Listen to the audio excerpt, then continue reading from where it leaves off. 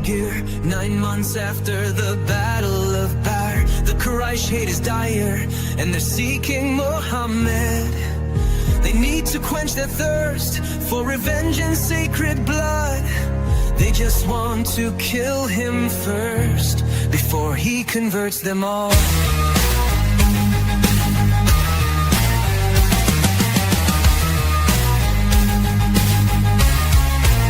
Their army rounded up to 3,000 foes and 3,000 camels just for the Lord. The Prophet's army wasn't as grandiose, only 1,000 men, maybe one more. They wanted Medina as a shield, but they chose otherwise. The Mount of Uhud is the field, who will witness their rise? Swords cutting limbs, arrows splitting bones. The Prophet must be killed, the Quraysh must be torn. There can be only one on the throne. Prophet Muhammad, sallallahu alaihi wasallam. Is your faith enough to win this fight? Prophet Muhammad, sallallahu alaihi wasallam. Will Jibril come down to hold you tight? Prophet Muhammad, don't you hide. Your mighty slippery sword will glide. Allahu Alam. The enemies cleared their path through the Muslims, dropping bodies while approaching the Prophet. They broke his teeth by throwing stones at him. He fell in a hole where he could have met his fate. The days Muslims thought Muhammad was dead, actually he was just injured and needed the aid to climb the mountain and flee the enemy's threat. Many gave their life so his light wouldn't fade. The last of them was named Tahla ibn Ubaydiyah. Missing his fingers, he longed to retreat to Medina. Will you help me, Muhammad, chosen by Allah? It's all your fault, you should have said Bismillah.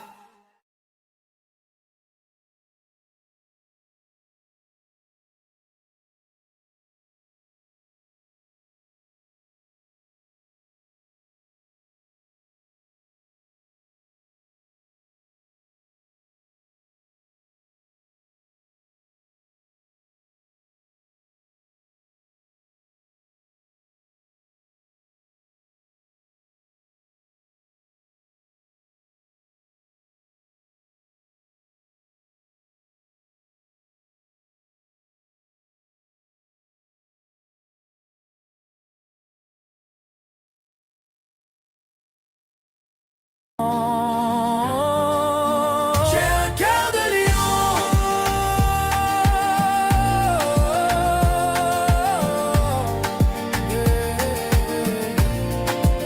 J'ai un cœur de lion.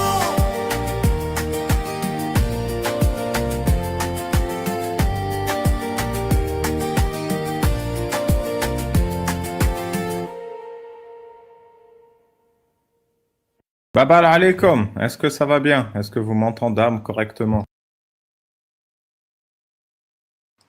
Déjà, plusieurs trucs. Je suis désolé, hein, je suis débordé en ce moment, c'est pour ça que les lives sont toujours en retard. J'ai plein de trucs à la traîne.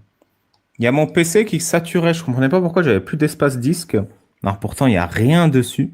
Et en fait, j'ai compris, c'est CapCut, il garde un cache secret sur ton PC. Et du coup, j'avais genre les 1000 vidéos de la chaîne encore sur le PC storées en cache.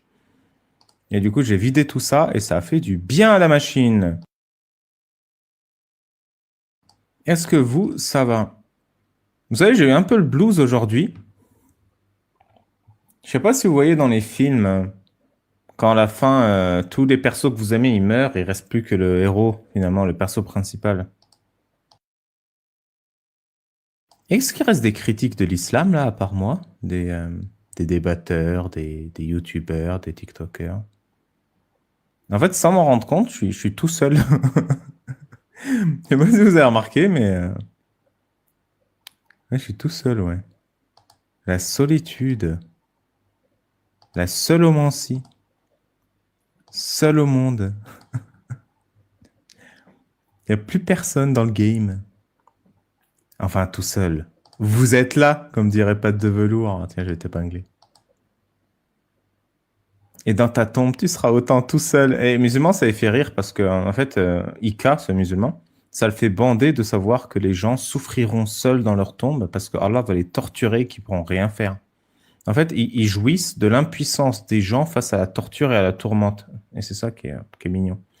C'est ça la beauté de l'islam, c'est que ça permet de laisser passer publiquement ses dépravations les plus crasses, sa haine la plus profonde. Enfin bon, il faut bien ça pour faire un monde. Si vous êtes musulman ou musulmane sunnite et que vous souhaitez débattre d'islam, tapez 19. Apostat ou apostate, vous souhaitez témoigner, tapez 1. Question rapide, tapez 2. Et sinon, j'ai 1 milliard de news à vous faire.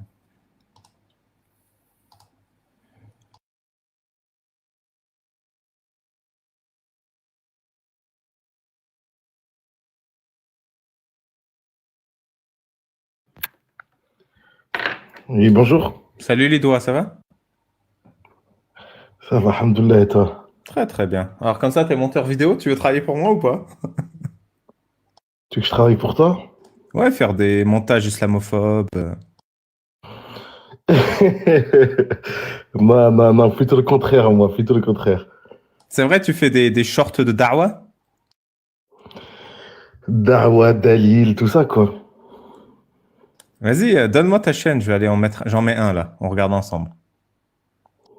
Vas-y, t'as YouTube? Ouais, je partage l'écran. Là. Vas-y. Vas-y, note. Arrobase, N-I, K-O-U-M.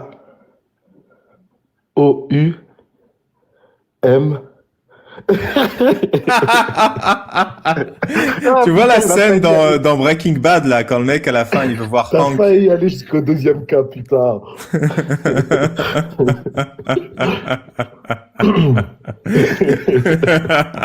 Ah, ça, on était à ça de l'erreur, putain de merde. Non, j'adore quand tu mets l'ambiance, ça donne une bonne image de l'islam. J'aime bien. Avec plaisir, avec plaisir. Alors Du coup, dis-moi, t'avais t'es des musulman questions sunnite? pour un musulman? Alhamdulillah. Alhamdoulilah. Pourquoi? Tabarakallah.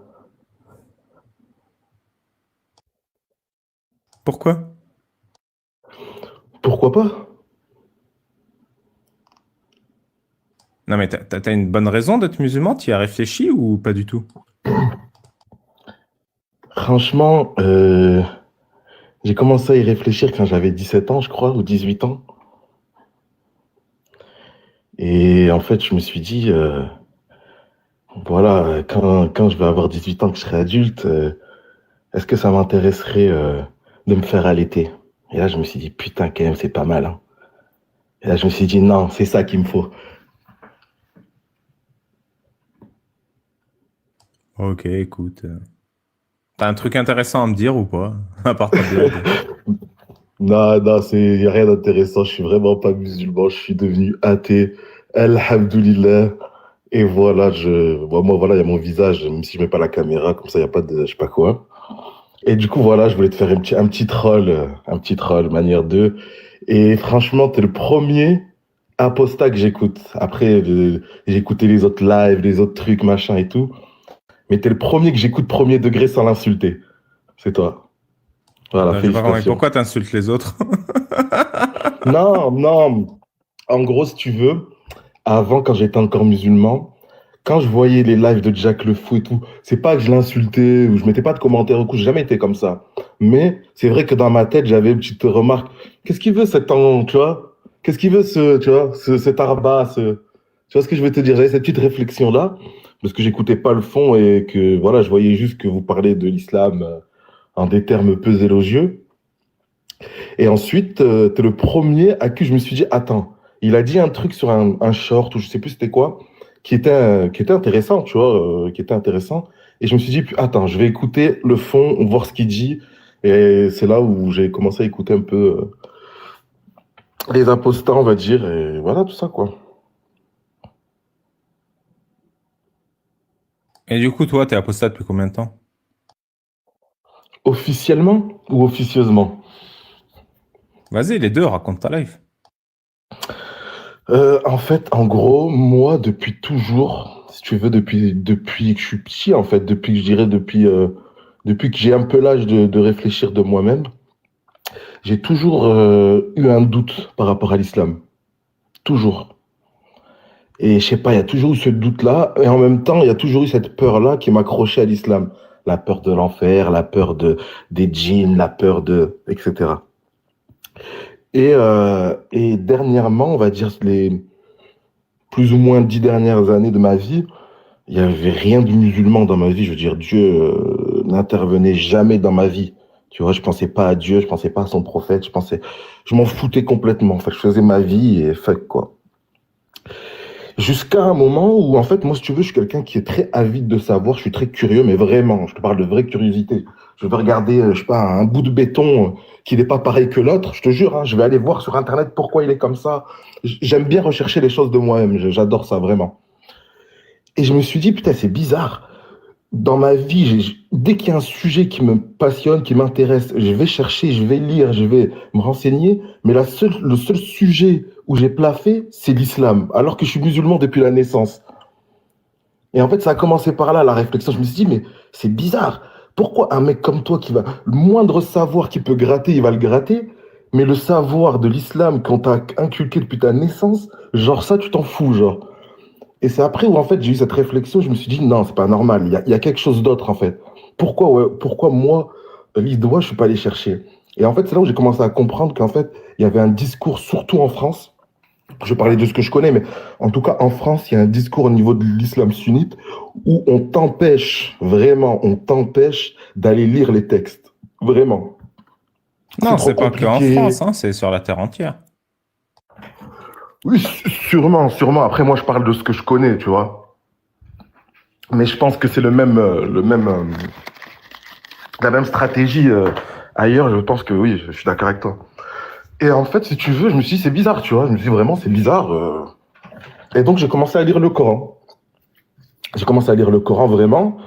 Et je me suis dit, bon, parce qu'il y a des phrases, des fois, qui sont un peu, voilà, qui sont un peu pas compliquées à comprendre, mais des fois, le sens, on ne suit pas forcément le sens d'un verset à un autre, etc., d'une sourate à un autre. Donc, je me suis dit, voilà, dès que j'ai une question, dès que j'ai un doute, je vais regarder les tafsirs surtout Ibn Kathir. Moi, j'ai regardé parce que je l'ai trouvé gratuit sur Internet. Bon, ça, c'est autre chose. Mais bon, voilà, du coup, j'allais voir les explications d'Ibn Kathir, de ces versets du Coran, etc., etc. Et plus ça allait, plus je pétais un plomb. En fait, je disais, mais c'est pas possible. Mais je disais, mais c'est pas possible. Je disais, mais non, mais c'est une blague.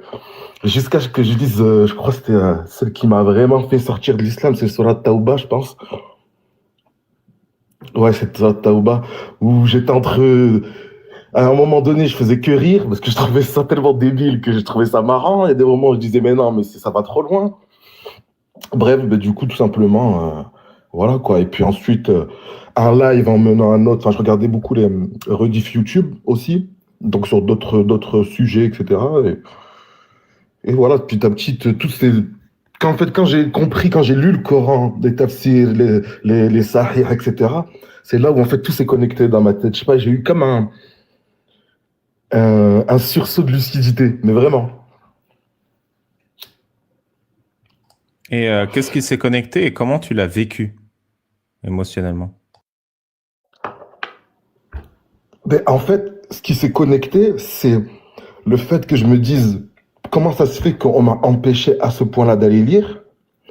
Le fait de toutes les choses parce que je t'avais dit que j'avais eu des doutes depuis tout jeune, en fait, depuis la naissance presque. Parce que moi, j'ai toujours été quelqu'un qui aime bien qu'on m'explique les choses de A à Z, tu vois. J'aime bien comprendre les choses du début à la fin. J'aime pas qu'on me dise, ah, alors, réfléchis pas trop, ah, on Et du verra. coup, t'en parlais à tes parents?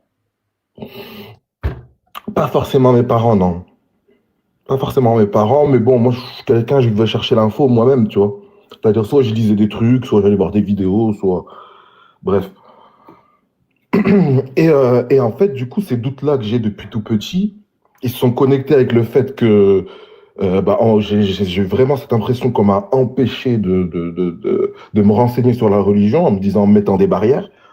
Et donc tout ça, là, ça s'est connecté. Je me suis dit, mais en fait, Eureka, mais c'est logique. Et voilà, tout simplement. Et ensuite, j'ai fait le test, et c'est là où vraiment ça m'a encore plus conforté. J'ai fait le test sur mes proches, sur les gens que je connaissais, mes amis, ma famille, etc. Voir si vraiment ils croyaient en Allah de source sûre, grâce à des preuves, par exemple, ou si vraiment c'était par habitude et par ignorance, en fait. Par ignorance sacrée. J'aime bien ce mot. L'ignorance sacrée. Et ben, en fait, à chaque fois, ça fait mouche, hein. À chaque fois. Mais c'est-à-dire, ta famille, elle réagit pas violemment au fait que tu critiques l'islam? Non.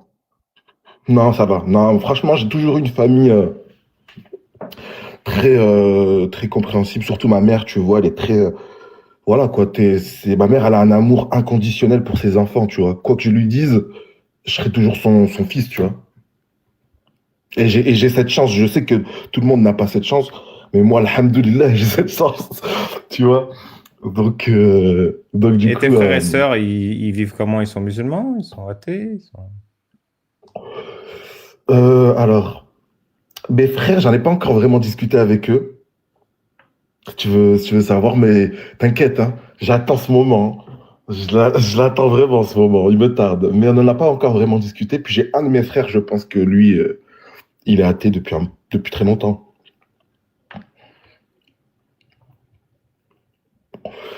Et du coup, voilà. Mais ma mère, non, ma mère, tu sais, c'est la réaction d'une mère. Elle a peur pour moi, tu vois. Elle se dit, non, mon fils, il va aller en enfer. Non, elle est d'accord avec moi. En fait, elle est d'accord avec mes arguments que j'avance, tout en gardant ce truc-là de dire, non, mais tu vois, par exemple, quand on a discuté la dernière fois, elle savait pas quoi répondre, tu vois, vraiment, elle savait pas quoi répondre. Oui, oui, t'as raison. Ouais, enfin, voilà, ce qu'elle m'a dit, c'est que je connais pas assez la religion pour te répondre. J'ai dit, je sais, c'est normal. Je lui ai dit, c'est normal, parce que si tu connaîtrais la religion un minimum, tu penserais comme moi. Et à la fin de cette discussion-là, elle m'a dit quoi? La pauvre, oh, vraiment la pauvre. Elle m'a dit, oui, mais tu vas faire le ramadan quand même. Ah putain, la Pourquoi? pauvre. T'as jamais raté le ramadan jusqu'à cette année? Bah, arrête, bien sûr que si. Je faisais semblant comme tous, non, comme énormément de musulmans en France et ailleurs, je faisais semblant. Comme énormément de musulmans de France et de Navarre. Exactement. Et voilà, tout simplement, voilà. Mais après, voilà, le fait, quand je discute avec des gens que je connais, des musulmans que je connais et tout, ce qui en ressort à chaque fois, c'est vraiment cette ignorance sacrée, quoi. Et c'est ça le plus triste au final. Le plus triste, c'est qu'on a des gens qui croient sans... Ils n'ont pas de conviction, en fait. La conviction, elle vient de leur endoctrinement, tout simplement. Et voilà, moi, franchement, ça me fait chier. Qu'est-ce que... Toi, attends, est-ce que je peux te poser une question? Vas-y, vas-y. Toi, quand t'es devenu apostat, est-ce que t'as eu ce truc-là où t'avais envie d'en parler à tout le monde? Enfin, en tout cas, tous les musulmans que tu connaissais. Non, j'avais envie qu'on me foute la paix au moins. J'avais envie qu'on arrête de m'emmerder à aller à la mosquée, à faire le Ouais, je vois. ramadan. Je voulais me faire commencer la vie en fait. J'avais l'impression que ma vie, elle était en retard. Parce que toi, t'étais vraiment dans la religion, quoi, c'est pour ça. Ouais. Ouais, normal. Normal, comme si on t'enlevait tes chaînes d'esclaves.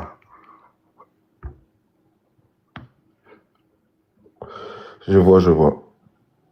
Eh ben écoute, en tout cas, les mecs, franchement, avant, je vous connaissais pas, j'écoutais pas vos lives. Je vous jugeais un peu voilà, parce que vous me montrez un peu comme ça sur des petits shorts qu'on voit à gauche à droite. Et finalement, souvent, quand vous livez face à des musulmans, ce qu'on remarque, enfin, la chose la plus frappante, au-delà des arguments, c'est le calme qu'ont souvent les athées face aux musulmans. Et rien que ça, je trouve que c'est déjà une preuve en soi. Finalement, on a trouvé le vrai paradis. Non, pas dans ce sens-là, mais dans le sens quand quelqu'un il a plus d'arguments en général, c'est comme une femme ou un homme, mais on va dire une femme qui découvre que son mari la trompe. La seule défense qu'il va se trouver, c'est s'énerver, souvent. Le menteur ou le trompeur ou la menteuse ou la trompeuse, souvent comme défense, elle va choisir l'attaque. Et du coup, je trouve que c'est parlant. En vrai, c'est parlant comme réaction. Du coup, voilà, voilà.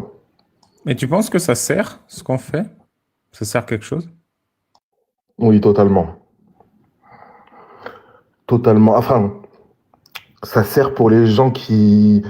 Un minimum de réflexion, je pense. Même si, à la fin, ils apostasient pas, je pense que rien que le fait de mettre cette graine de dire, les mecs, enfin, les gens, vous croyez en quelque chose, vous ne connaissez même pas les textes de ce que vous croyez. Au moins, allez les lire. Et après, bon, faites votre avis. Si vous voulez rester dedans, restez dedans. Mais au moins, on sait, tu vois. Au moins, vous savez pourquoi. Et je trouve que rien que de faire cette démarche-là, de dire aux gens, allez lire les textes, rien que ça, même si la personne à la fin n'apostasie pas, je pense que rien que ça peut servir à tout le monde. Et en premier, aux musulmans eux-mêmes, qui ne connaissent pas à qui vous dites ça, tu vois. Donc je pense que ça sert, ouais. En tout cas, moi, ça m'a servi personnellement. Donc, Ça t'a servi, c'est quoi ta mentalité avant de nous écouter et de nous insulter? Euh, comment expliquer? Bah, tu sais, on grandit avec cette certitude-là, en fait. En fait, t'es tellement depuis le berceau, on te met ça dans la tête que, que en fait, c'est quelque chose d'acté, c'est quelque chose pour laquelle tu n'as même plus besoin de réfléchir, en fait. En fait, c'est ça qu'on t'apprend dans l'islam. C'est qu'on te dit, mais réfléchis pas, ne pense pas par toi-même, t'as plus besoin. C'est comme ça, en fait. Et que tu le veuilles ou non, c'est comme ça. Et du coup, j'étais un peu dans cet état d'esprit-là, alors que vraiment, moi, ma personnalité, elle n'est pas comme ça. Comme je t'ai dit, je suis quelqu'un de, voilà, j'aime bien comprendre, savoir le pourquoi du comment, etc., de moi-même. Et donc, du coup, j'étais dans cet état d'esprit où je me disais, vas-y, encore des islamophobes, encore des gens qui aiment pas les musulmans et l'islam, et qui font leur beurre dessus, tu vois. J'étais dans cet état d'esprit, et quand j'ai écouté le fond, ça m'a pas pris énormément de temps, hein. J'ai découvert vos lives, on va dire, je crois que c'est Jack le Fou, peut-être en 2025, début 2025, et fin 2025, c'est là où vraiment j'ai commencé à écouter. Je crois que c'est ton interview avec Vincent Lapierre qui a été un peu le déclenchement du truc. Où vraiment j'ai dit, attends, il y a quand même un fond réfléchi dans tout ça. C'est pas juste des mots, des attaques lancées comme ça, juste pour le fun. Et c'est là où je me suis dit, je vais faire mon propre avis. Je vais arrêter d'écouter un tel, ou me faire par rapport à des choses biaisées. Et je vais faire comme je fais dans la vie de tous les jours. Je me fais toujours mon propre avis sur les gens. Tu peux me dire ce que tu veux sur quelqu'un. Ouais, c'est le pire. Mais je vais aller faire mon propre avis. Ensuite, je vais dire, bon, t'as raison, t'as tort, selon moi. Et donc, voilà, j'ai appliqué cette chose-là. Et je me suis dit, voilà, il y a des choses, il y a des choses intéressantes quand même. Il y a du fond parce que j'étais tombé, en fait, sur YouTube, sur un short avec Vincent Lapierre où tu disais un truc, je sais plus quoi, hein. Mais bref, c'était intéressant. Il y avait une réflexion intéressante. Même si j'étais pas d'accord. Et après, je me suis dit, bon, ben, je vais écouter l'interview en entier. Et puis ensuite, j'ai vu d'autres interviews de toi. Et après, je me suis dit, bah, je vais aller voir. Je sais plus, je crois que je suis tombé. Bah, tu connais l'algorithme, il m'a fait tomber sur un live de Jack le Fou en rediff. Et puis voilà, je regarde beaucoup de lives maintenant. Du coup, voilà. Et ça te fait vraiment du bien? Franchement, moi, je dis la vérité, moi, ça m'a libéré dans ma tête, vraiment. De cette épée de Damoclès, tu vois, de ce truc, de cette peur. Même si on va pas l'appeler comme ça, parce qu'on a Pourquoi? ce truc de beau. Parce qu'en fait, t'as vu des gens qui s'assumaient, c'est ça?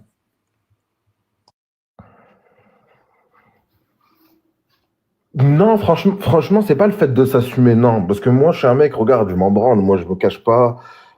J'ai toujours dit ce que je pensais, n'importe quel avis, je m'en fous de ça. Non, c'est pas parce que vous affichez. Enfin, le fait que vous affichez, du coup, votre discours est arrivé jusqu'à moi. Donc, forcément, il y a un lien. Mais c'est pas le fait de vous afficher, d'assumer, qui me suis dit, ah, waouh, des athées qui s'assument, c'est un truc de fou. Non, on est en France, tu sois athée, ce que tu veux, tu as le droit de t'assumer. Et je pars pas de ce principe-là. C'est le Non, fait de non, pas être non. seul alors. C'est le fait de pas être seul et c'est surtout le discours, en fait, la façon dont il est amené, en fait, la façon logique, rationnelle, irréfutable, tu vois, du discours, le fond, en fait, c'est le fond qui m'a vraiment intéressé. En tout cas, moi, personnellement. Mais après, je l'ai appris à mes dépens que oui, c'est vrai, s'assumer en tant enfin, en tant qu'apostat, pas athée, s'assumer en tant qu'apostat devant des musulmans, des fois, c'est un peu chaud, quoi. Après, c'est un peu chaud. Je veux dire, t'as des réactions, tu t'engendres des réactions disproportionnées, tu vois. Quand ça m'est déjà J'entends. arrivé de parler de ça et que les gens ils s'énervent, tu vois, ah, vas-y, arrête de me parler, ça me bloque. D'ailleurs, par rapport à ça, est-ce que toi tu penses que pour sauver une amitié ou un amour ou n'importe, c'est mieux de se taire par rapport à ça? Je sais pas. C'est une décision personnelle. Moi, je pense Parce que qu'un amour qui n'est pas sincère, une amitié qui n'est pas sincère, est-ce que ça vaut la peine de la sauver? non, sur ça, je suis d'accord avec toi. Moi, je parle plus dans le sens où des fois, ça amène une déception dans l'œil de l'autre, tu vois, où en fait, c'est triste, hein, mais des fois, quand tu dis que tu es apostat, chez certains musulmans, ils vont plus t'accepter comme tu es. Je sais pas comment le dire. Ouais, Je sais je pas si je comprends, l'exprime mais bien. c'est pas ta faute. C'est la faute de la personne qui te juge parce que t'es apostat, parce que t'es homo, parce que t'es juif, parce que t'es noir. C'est que la personne elle-même a des défauts. C'est pas toi qui es en tort d'être toi-même. C'est vrai. Non, non, c'est vrai. Mais c'est pour ça que moi, je l'ai de suite assumé. J'en ai de suite parlé à ma mère et tout, direct. J'ai même pas réfléchi une seconde à me dire, ouais, peut-être qu'ils vont me rejeter ou quoi que ce soit. Ou... Non, tu vois, je me suis dit, je suis comme ça. Soit qui est content, tant mieux. Soit qui est pas content. Mais du coup, tu t'es assumé devant tes amis, c'est passé quoi? Ah oui, devant mes amis et tout. Bah, en fait, le problème, c'est que j'ai pas énormément d'amis. Moi, j'ai vraiment deux amis, on va dire, tu vois. Deux vraiment très proches amis que je vois souvent. Et le problème de ces amis-là, c'est que c'est des musulmans, comme ils disent le RN, c'est des musulmans de papier, tu vois. Non, mais c'est vrai, ils ont de musulmans que le nom. Je veux dire, quand je discutais avec eux, j'ai même pas besoin de sortir des arguments, tu vois, pour te dire. Et c'est pas pour les descendre ou quoi que je dis ça, hein. Je les aime, c'est mes amis et tout, y a pas de problème. Maintenant, niveau religion, ils y connaissent rien. Vraiment, ils y connaissent rien. Et la religion n'intervient pas dans leur vie, tu vois. Donc, il y en a, j'ai eu plusieurs réactions. Il y en a qui ont essayé de défendre le truc, mais bon, trois phrases et c'était fini. Et il y a mon meilleur pote, il m'a dit quoi? Ouais, t'as sûrement raison et tout, mais vas-y, je préfère ne pas entendre. Il a préféré la fuite, tu vois. Il m'a dit non, non, non, je vais pas écouter ce que t'as à dire, je vais pas en parler. Je lui dis, mais quand même, c'est ta religion, enfin, t'aimes pas parler de ta religion? Non, non, non, je veux pas en parler. J'ai dit, bah écoute, tant pis pour toi. C'est fou quand même ce que ça fait, hein. T'as vu, Mais, ça a parce qu'en pourri le fait, monde, hein. mais en fait, je suis devenu un peu accro à mettre les gens face à leurs contradictions, face à leur dichotomie, tu vois. Je te jure, je suis devenu accro à ça. Ouais, t'as vu, c'est amusant, hein, d'être rationnel. Ah, trop. Franchement, c'est trop kiffant. C'est ça mon problème, en fait. C'est pour ça que je te dis, est-ce que c'est bon de trop en parler ou pas? Moi, je te dis, vis ta vie et prends tes décisions. Il n'y a rien d'illégal ou de malsain ou d'immoral à en Oui, non, parler. c'est sûr. Et je pense que si C'est tu en sûr. parles, au contraire, tu changes un peu le monde à ton échelle.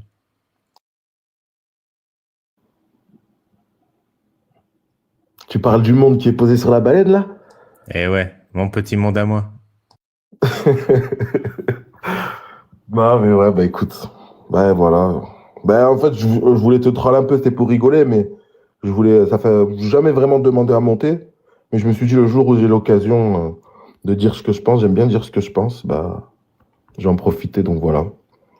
Ouais, c'est un plaisir, hein, t'inquiète. Et évidemment, bah, t'as d'autres questions ou pas? T'as autre chose à dire?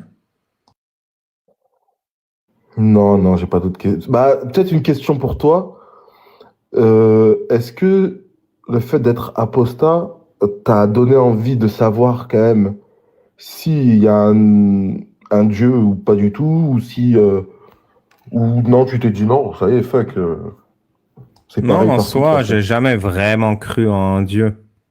Ce que je faisais, c'était, je croyais sur parole mes parents. Et comme mes Ouais, parents ouais. me disaient, il y a un Dieu, alors je croyais qu'il y a un Dieu. Point final. Mais j'ai jamais eu le besoin ou l'envie d'avoir un Dieu. Genre, si on me l'inculquait pas artificiellement, bah, j'y pense pas, je pense. C'est pas que, c'est jamais quelque chose qui m'a. Ah, mais oui. C'était Ah, vraiment mais la oui. confiance absolue que j'avais envers mes aînés qui faisaient ça.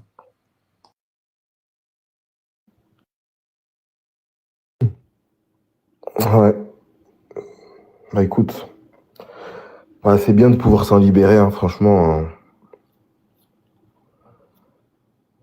Parce que quand même, l'islam, si on peut le comparer aux autres religions, par exemple, au christianisme, par exemple, pas au judaïsme, parce que c'est encore plus, mais l'islam, c'est une religion qui régit tellement chaque petit fait et geste de ta vie que ça en devient risible. Euh, même quand j'ai vu un truc là, la dernière fois, j'écoutais un shir parler. Par exemple, je crois que c'est dans le Coran, peut-être pas vrai, enfin, je crois que c'est dans le Coran que c'est écrit, où Allah il dit qu'il déteste les hommes qui laissent, ou les personnes en tout cas, qui laissent des gouttes d'urine couler dans leur caleçon, dans leur slip, enfin, bref, sur Ouais, c'est leurs vrai. habits. Ils te torturent Ouais, pour ça, ouais, Allah. exactement. Et il y a un shir, non mais attends, mais là franchement, il a donné un moyen d'éviter cela. Tu sais, c'était Ah, quoi j'ai son envie d'entendre. C'est explication? les couches. Non, non, non, pire, pire. Il dit quand tu finis ton affaire, quand tu finis de pisser tout simplement, tu verses de l'eau sur ton sexe. Comme ça, au moment où tu remontes tes habits, tu ne pourras pas savoir si les gouttes qui coulent de ton sexe, c'est de l'eau ou de l'urine. Et vu que tu ne sais pas si c'est l'un ou c'est l'autre, bah, du coup, c'est pas grave. Oui, mais en fait, c'est un hadith du prophète. C'est le prophète qui faisait ça. J'ai vu le prophète uriner, puis gicler de l'eau sur ses parties intimes. C'est un hadith sahih. D'accord, ok. Bah, il a pas cité le hadith, du coup, je pensais que c'était son explication, mais. Non, non, donc c'est même pas un truc inventé, c'est un truc officiel de l'islam, cette technique. Ah. Tu vois, t'en as même pas besoin d'aller invoquer l'âge de Aïcha, d'aller invoquer des contradictions dans les textes. Il y a juste besoin de parler de ça, en fait. Parce non, mais c'est vrai. Tu vas, la goutte d'urine, elle tombe quand même au final. Donc le fait que tu ne sais pas, ça va changer quelque chose. Non, mais franchement. Non, mais il y a Oh pire, c'est que putain. Allah, le créateur de l'univers, il est là, et il te regarde comme ça, là. T'as mis de l'urine ou pas? C'est du pipi, ça ou pas? Bah, normalement, pour bien te juger, il doit compter les gouttes, je pense. Parce que s'il y en a deux ou s'il y en a 10, je pense que c'est pas pareil sur la balance. T'es Allah, t'as créé les cosmos et tout, t'es là. Un, deux, trois gouttes de Ah, pipi, quatre gouttes de pipi. Ah, c'est pas bien, il a dépassé le seuil de pipi. oh putain. Non, mais c'est vrai. Mais bon. Bah, merci les doigts, c'était un plaisir. Bah, merci, c'était un plaisir aussi. Et puis, bah, bon live à toi. Merci. Mais j'ai Et une chose force à pour te la dire suite, avant que hein. tu partes. Je t'en prie. N, I, K, K. Bon, je vais partir avant que tu dises la suite, avant le deuxième K. O, U, M, Merde! Mais je sais pas O, quitter! U. Non! T'inquiète, je t'ai sauvé. Vous êtes musulman ou musulmane sunnite et que vous souhaitez débattre d'islam, tapez 19. Vous êtes apostat ou apostate ou souhaitez témoigner, tapez 1. Question rapide, tapez 2. Et sinon, bah, j'ai des news à vous faire.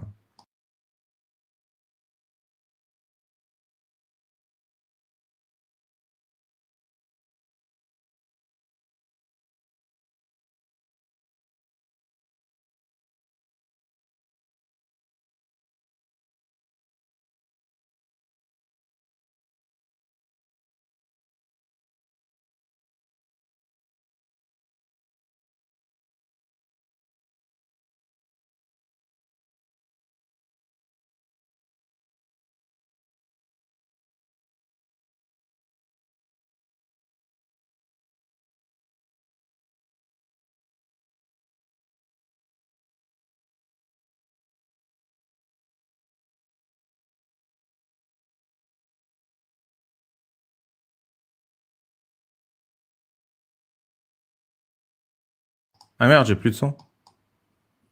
Bah merci pour le rappel. C'est pas grave, on n'a rien perdu. Et on va faire des news. Vous savez que je suis devenu un grand fan de Fergan Aziari.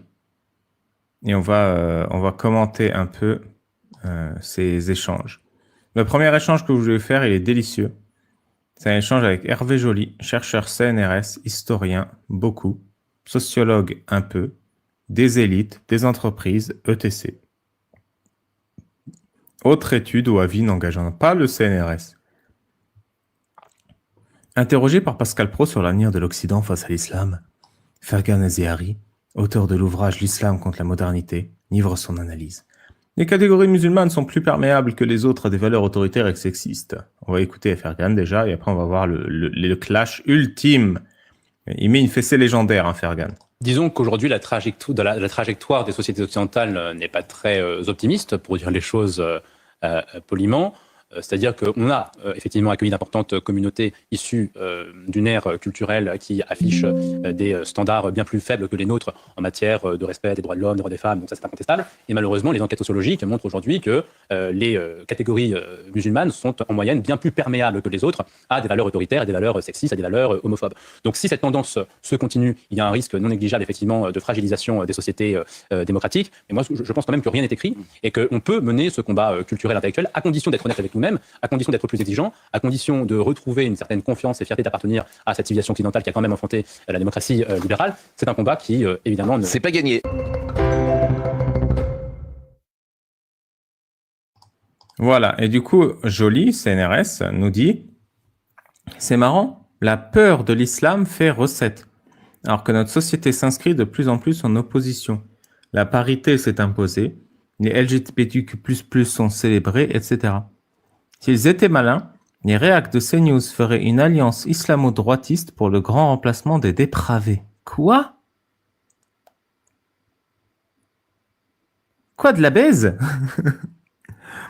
Une alliance islamo-droitiste pour le grand remplacement des dépravés ? Et en plus, il joue sur plein de trucs. Il y en a un qui me fait tiquer, c'est la peur de l'islam fait recette. C'est-à-dire qu'il n'écoute absolument pas un seul mot que Fergan prononce. Et alors, Fergan, il dit quelque chose de très pertinent. Les catégories musulmanes sont plus perméables que les autres à des valeurs autoritaires et sexistes, ce qui est le cas.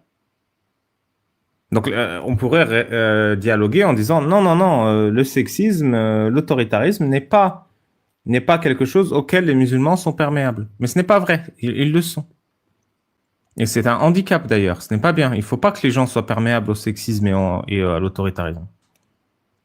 Cher Hervé, lors de notre dernière interaction, vous aviez eu l'honnêteté d'admettre vos limites quant à certains faits historiques, pourtant basiques sur l'esclavage en terre d'islam. Ne croyez-vous pas que vous devriez faire de même quant à la sociologie des musulmans de France ? Vous voyez de l'intolérance chez tous vos contradicteurs, mais vous ne l'observez nulle part au sein de la catégorie sociale la plus intolérante du pays. Mais il est trop fort, Fergan. Il met les mots justes. Pourquoi vous ne voyez pas qu'il faut faire de la sociologie chez les musulmans de France ? Pourquoi vous voyez l'intolérance chez tout le monde, sauf la catégorie sociale la plus intolérante du pays, à savoir les musulmans ? Sondage sur l'homosexualité, un gouffre sépare les musulmans du reste de la population. Voilà une preuve d'intolérance. Une étude de l'IFOP indique que 63% des personnes de confession musulmane interrogées perçoivent l'homosexualité comme une maladie ou une perversion sexuelle, contre 20% chez les cathos pratiquants et 10% chez les sans religion. Je crois un peu mieux connaître la sociologie des musulmans de France. Mais vous confirmez ce que je dis. S'ils sont si homophobes, les anciens adeptes de la manif pour tous qui ont table ouverte à CNews devraient être ravis de leur présence. Mais il comprend. Mais... il comprend rien. Il comprend rien. Toutes mes excuses, cher Hervé. Je croyais m'être familiarisé avec la littérature la plus significative en la matière. Je découvre donc que je suis passé à côté de vos apports. Une carence que je vais de ce pas corriger. Puisque vous vous intéressez aux causes de l'intolérance, auriez-vous la gentillesse de m'indiquer les publications où vous vous interrogez sur l'extraordinaire prévalence des préjugés sexistes, misogynes, antisémites et xénophobes chez les musulmans, lorsqu'on les compare à d'autres catégories sociologiques. Auriez-vous la gentillesse de m'indiquer les contributions où vous explorez les systèmes de représentation collective qui expliquent que 90% des pays où l'homosexualité est passible de mort sont musulmans? Alors, tu peux nous expliquer ça là ou pas, Jolie? Non oui, parce que chez les musulmans, il y a une extraordinaire prévalence des préjugés sexistes, misogynes, antisémites, xénophobes. Auriez-vous la gentillesse de me rediriger vers vos prises de parole où vous vous indignez du fait que les seuls pays où l'apostasie est passible de mort sont musulmans? Ah, il est... C'est un sniper, hein, ce Fergan. Moi, je suis un DPS, mais lui, il a bam, bam, bam. Une balle, un mort. Cher Fergan, et il va répondre à côté de 2000 likes, hein, pour vous dire l'idée. Dans une réponse, 2000 likes, le mec, il met. Vous êtes un homme intelligent et cultivé. Mais faire commerce dans un contexte de menace d'arrivée de l'extrême droite au pouvoir, d'attiser la haine à l'égard d'une communauté importante en France et qui le restera, ce n'est pas terrible. Il est trop con. Il comprend rien.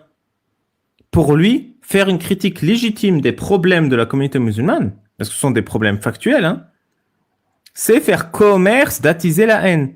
Toute forme de critique est attiser la haine. Et ça, c'est une valeur islamique. La critique est une forme de haine qui mérite la mort. Merci pour vos compliments. Je ne me considère pas, toutefois, comme particulièrement intelligent et cultivé. Toutefois, à différence de vous, je m'intéresse aux données quand, et là, trop de gens s'acharnent à les ignorer et se contentent d'intenter des procès en extrême droite pour dissimuler leur inconfort face aux faits. Les faits, pourtant, les voici. Les gens que vous qualifiez d'extrême droite sont des disciples de mai 68, à côté des adeptes de la religion que vous idéalisez sans y croire un traître mot. Vous croyez rendre service aux intéressés en ne manifestant aucune exigence à leur regard. Il est trop fort. C'était d'ailleurs la même ligne du discours de Michael Paty, si vous vous souvenez. Et vous vous trompez lourdement. Le jour où vous serez prêt à le reconnaître et à vous interroger sur la nature problématique des courants d'opinion qui traversent l'islam, merci. Je serai ravi d'en discuter avec vous. Bonne journée. Et Fergan, il est d'une élégance. Je vous jure, je suis trop fan. Hein. Je suis trop fan. Il est d'une élégance incroyable. Il est d'une justesse impressionnante. Et il respecte vraiment les musulmans en tant qu'êtres humains.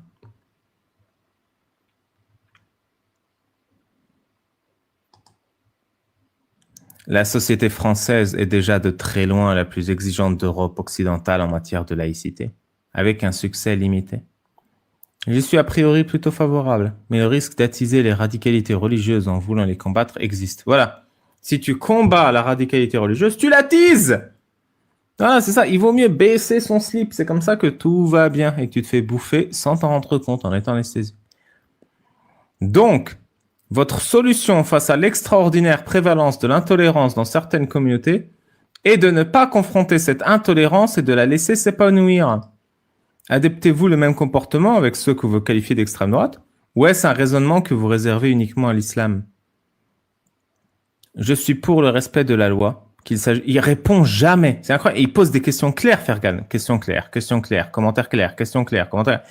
Et le mec, il nous sort son prêt à penser, là, niveau 0. Je suis pour le respect de la loi, qu'il s'agisse des règles de laïcité ou que de la répression des actes racistes. Ni plus, ni moins. Si vous vous contentiez d'un légalisme strict, vous ne me reprocherez pas de tenir le discours parfaitement légal que je tiens actuellement. Et bim, bam, bam, bim, bada. Oh là là, mais quel beau gosse. Vous me reprochez de diffuser une idéologie haineuse, car vous savez que les idéologies problématiques sont de nature à affaiblir la qualité de nos institutions lorsqu'elles ont de trop nombreux adeptes. Toutefois, vous exemptez l'islam de cette exigence, soit par ignorance, soit par condescendance, soit par lâcheté, peut-être un peu des trois, alors même que cette idéologie produit les catégories sociales les plus illibérales du spectre politique actuel. Eh mais fessé sur fessé, hein. Le raisonnement est impeccable. Il a pris combien de temps à écrire ce tweet là? Il n'y a pas l'horaire du tweet à chaque fois? Sur ce, bonne nuit. En quoi l'État devrait régir le nombre d'adeptes d'une... Mais il est con comme une planche, c'est pas possible. Vous voulez faire quoi de ceux qui seraient en trop? La principale menace qui pèse sur notre régime libéral ne vient pas des musulmans qui sont politiquement plus divers que la drague et les fils ne les suggèrent. La diversité des musulmans ne change rien au fait que cette catégorie sociologique est aujourd'hui la plus perméable à des attitudes autoritaires, antisémites, xénophobes, sexistes, homophobes, obscurantistes et j'en passe. Plus d'un musulman sur deux pense que les femmes doivent obéir à leur mari contre 5% de la population. Plus d'un musulman sur deux pense que les juifs ont trop de pouvoir dans la politique, l'économie et les médias contre un quart, un cinquième de la population. Les musulmans sont 3 fois plus nombreux que les non-musulmans à manifester leur antipathie à l'égard des juifs et à penser qu'ils sont responsables des crises économiques. Près de 2/3 des musulmans jugent l'homosexualité comme une abomination, contre 15% des catholiques et 10% des incroyants. La majorité... et Jean Robin, allez voir mon débat sur ma chaîne. La majorité des musulmans font primer la religion sur la science en cas de conflit. Les musulmans sont plus réfractaires que la moyenne à la liberté de conscience et d'expression. Tout ça, c'est le fruit de l'endoctrinement islamique. Je pourrais continuer cette liste longtemps. Si vous aviez parlé, ne serait-ce qu'une fois dans votre vie, à ceux dont la mission consiste à préserver l'intégrité de nos institutions, vous sauriez qu'ils considèrent ce qu'on appelle pudiquement le séparatisme islamiste comme l'une des premières menaces qui pèsent sur elles, ainsi qu'ils le disent publiquement. Allez, fessée sur fessée sur fessée. Hein.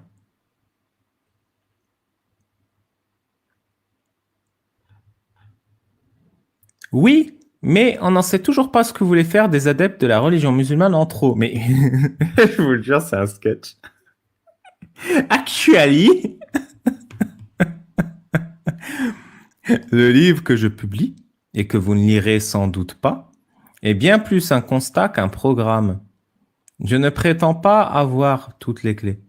Je dirais toutefois que la première étape consiste à poser le diagnostic, cesser de diffamer ceux qui le posent en perpétuant des inversations accusatoires absurdes. Oui, mais vous savez très bien ce qui va alimenter ce constat dans le contexte politique actuel. Et beaucoup de ceux qui vous soutiennent ne s'en contentent pas. La validité d'un constat ne dépend pas des conséquences politiques plus ou moins désagréables qu'on est susceptible d'en tirer.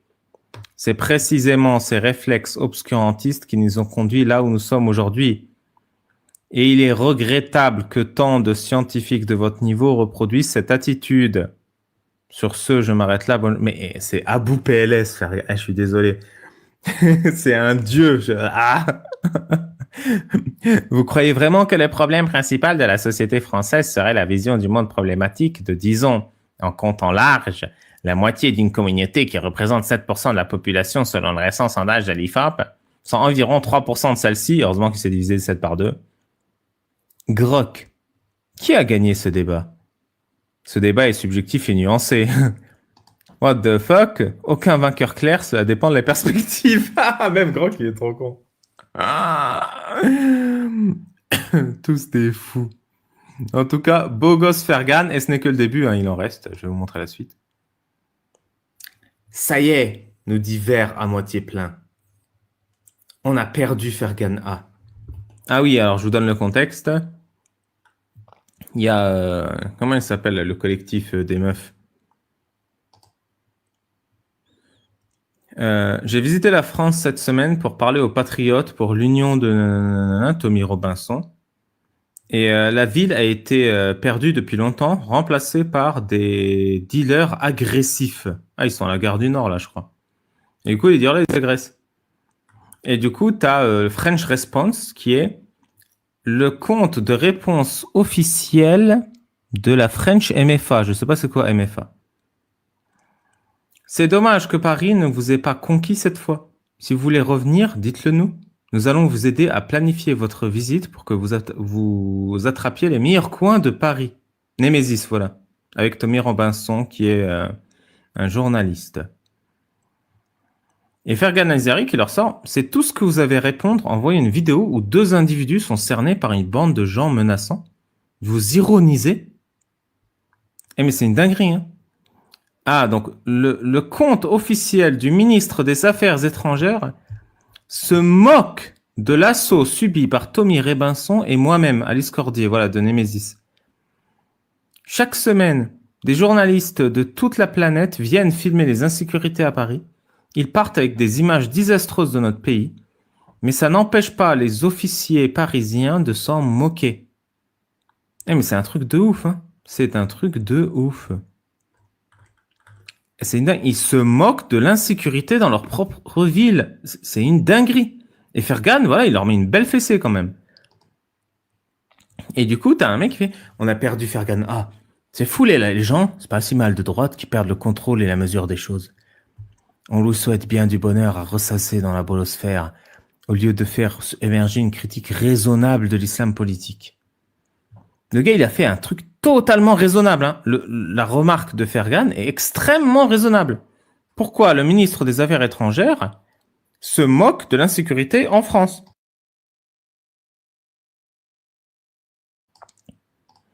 Et du coup, devinez qui réplique? Hervé Joly, notre chercheur CNRS préféré. Ah, moi je suis fan de vous, monsieur Joly. Vous aviez trop d'illusions sur le caractère raisonnable. Je continue à penser qu'il n'est pas bon que vous, ou Hakim El-Karoui, refusiez de débattre sur la question de l'islam et la modernité par principe. On a déjà amplement débattu, mais nos perspectives sont trop décalées entre dénonciation et analyse. Vu le succès du bouquin, moi je dis, il y a un vrai sujet de débat. La condescendance laissera juste prospérer ce que vous n'aimez pas, au lieu de recadrer les vraies questions. Qui ne date d'aujourd'hui, Bernard Lévis déjà? Je comprends même pas. Peut-être, mais j'avoue avoir été refroidi par la lecture du livre, qui ne me donne plus du tout envie de débattre. Et sur le fond, c'est à des spécialistes de l'islam de prendre le relais sur un sujet sur lequel je n'interviens que par défaut, parce que le sujet m'émeut. Oh, c'est trop gentil. Ok, mais lesquels? C'est pas Burqa et les autres qui vont être pertinents. Le spectre des spécialistes de l'islam ne se réduit heureusement pas à Burqa et ses disciples. D'autres ont réagi au livre de Florence Bergeau-Blaclair. Ils seront peut-être moins enclins à le faire cette fois-ci, parce que ce livre ne vient pas du monde universitaire, à tort à mon avis.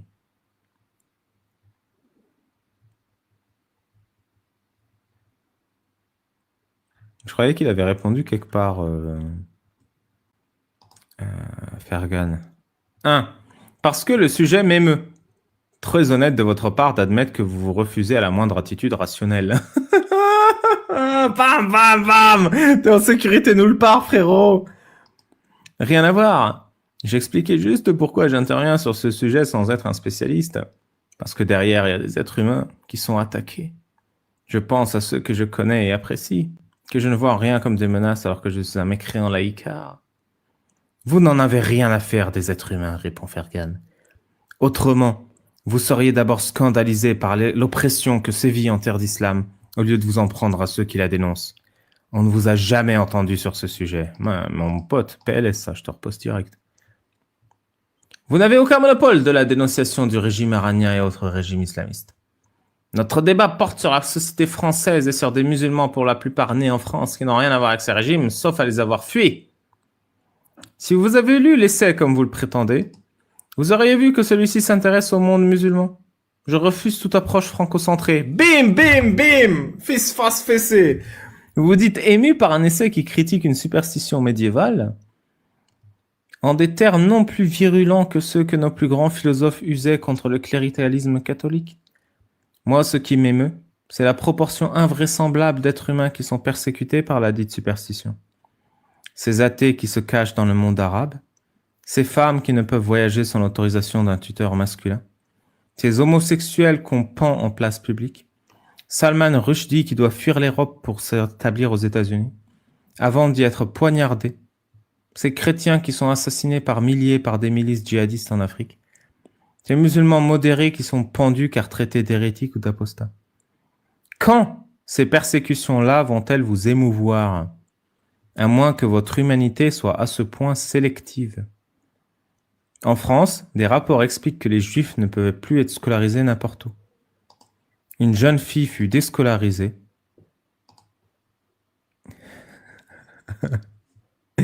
Une jeune fille fut déscolarisée dans l'indifférence générale. Un tiers des gens sous protection policière en France le sont à cause de l'islam. Ça vous émeut pas? Je vais changer un peu l'image de fond. Une seconde. On va mieux illustrer ce que je suis en train de lire. Merci Alpha. Je vous la mets en avant.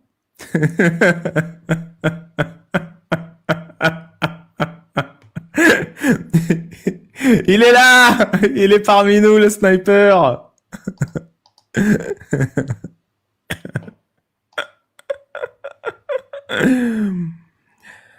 C'est bien le problème, répond Hervé Joly, l'intello. Votre livre impute l'ensemble des turpitudes du monde musulman de France, ce qui assure son succès auprès d'un public choisi. La communauté juive française a plus de problèmes avec LFI qu'avec l'immense majorité des musulmans de France. Intéressant que vous mentionniez LFI comme principal problème des Français juifs, quand ce parti concentre l'écrasante majorité du vote musulman. Je note que vous êtes incapable de vous prononcer sur le mot listé plus haut. Gardez vos pseudo-leçons d'humanisme pour vous. Il répond pas, du coup, au mot listé plus haut. LFI a rassemblé une grande partie du vote des musulmans dans le contexte exceptionnel du premier tour de 2022, quand Mélenchon a rassemblé l'essentiel du vote de gauche. La grande majorité de l'électorat LFI n'est pas musulman. Non, mais c'est vraiment un chercheur qui parle là. C'est pas parce que la grande majorité de l'électorat LFI n'est pas musulman que la majorité du vote musulman n'est pas LFI. C'est incroyable. Dans un pays où 90% des gens ne sont pas musulmans, il est plus que normal que la majorité des électeurs de gauche ne soient pas musulmans. Vous le faites exprès. Ah. En revanche, l'électorat LFI s'islamise de plus en plus, environ 40%. Mais je ne doute pas que vous verrez dans cette nouvelle anomalie statistique la preuve que l'islam est une force qui pousse la France vers le progressisme. La part de, et il ne s'exprime toujours pas sur les mots listés plus haut, la part de 40% de musulmans dans l'électorat régulier de LFI, pour laquelle vous aurez du mal à trouver une référence, est peu crédible, sachant que ce parti a des députés bien ailleurs qu'en banlieue. Vous êtes fascinant! Attendez, je remets le sniper en avant, là. Je vais vous lire le texte avec le sniper en première ligne. Hop là, je le remets devant. Vous avez plus le texte, hein. Vous êtes fascinant à vous exprimer avec autant de morgue et d'assurance sur un sujet où votre compétence est en dessous du zéro absolu. Vous avez découvert il y a 2 jours l'absence de mouvement abolitionniste en terre d'islam. Vous avez découvert hier soir à 23h le fait que l'homophobie était au moins 6 fois plus élevée chez les musulmans que chez les incroyants. Mais vous pensez que personne ne s'est adonné un calcul de la part de l'islam dans l'électorat LFI ? En l'occurrence, le calcul a été fait par l'historien Pierre Branda. N'hésitez pas à les réfuter. J'attends sincèrement avec impatience. Élection européenne. Un électeur LFI sur 2 était musulman. Pierre Branda est spécialiste du Premier Empire. Il ne sait donc pas faire des statistiques. Vous prenez les européennes 2024 où LFI a fait un score bas. Il est peu probable que les musulmans représentent 10% du corps électoral. Tous les musulmans ne sont pas français. Oui, je connais cette théorie. Une partie ne sont pas ou mal inscrits, variable sociale. Et quand bien même on atteindrait ce score peu crédible de la moitié du vote LFI musulman, la Haute-Vienne a aussi voté à 8% pour Aubry. Cela montre l'échec LFI qui est condamné à un bas score à s'appuyer sur ce vote. Je laisse des politistes compléter et là il invoque un pote.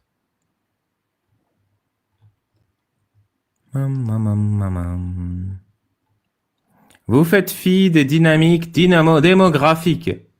Déjà en 2012, le rapport Terra Nova se réjouissait de voir que les musulmans constituaient le segment électoral qui connaît la croissance démographique la plus forte.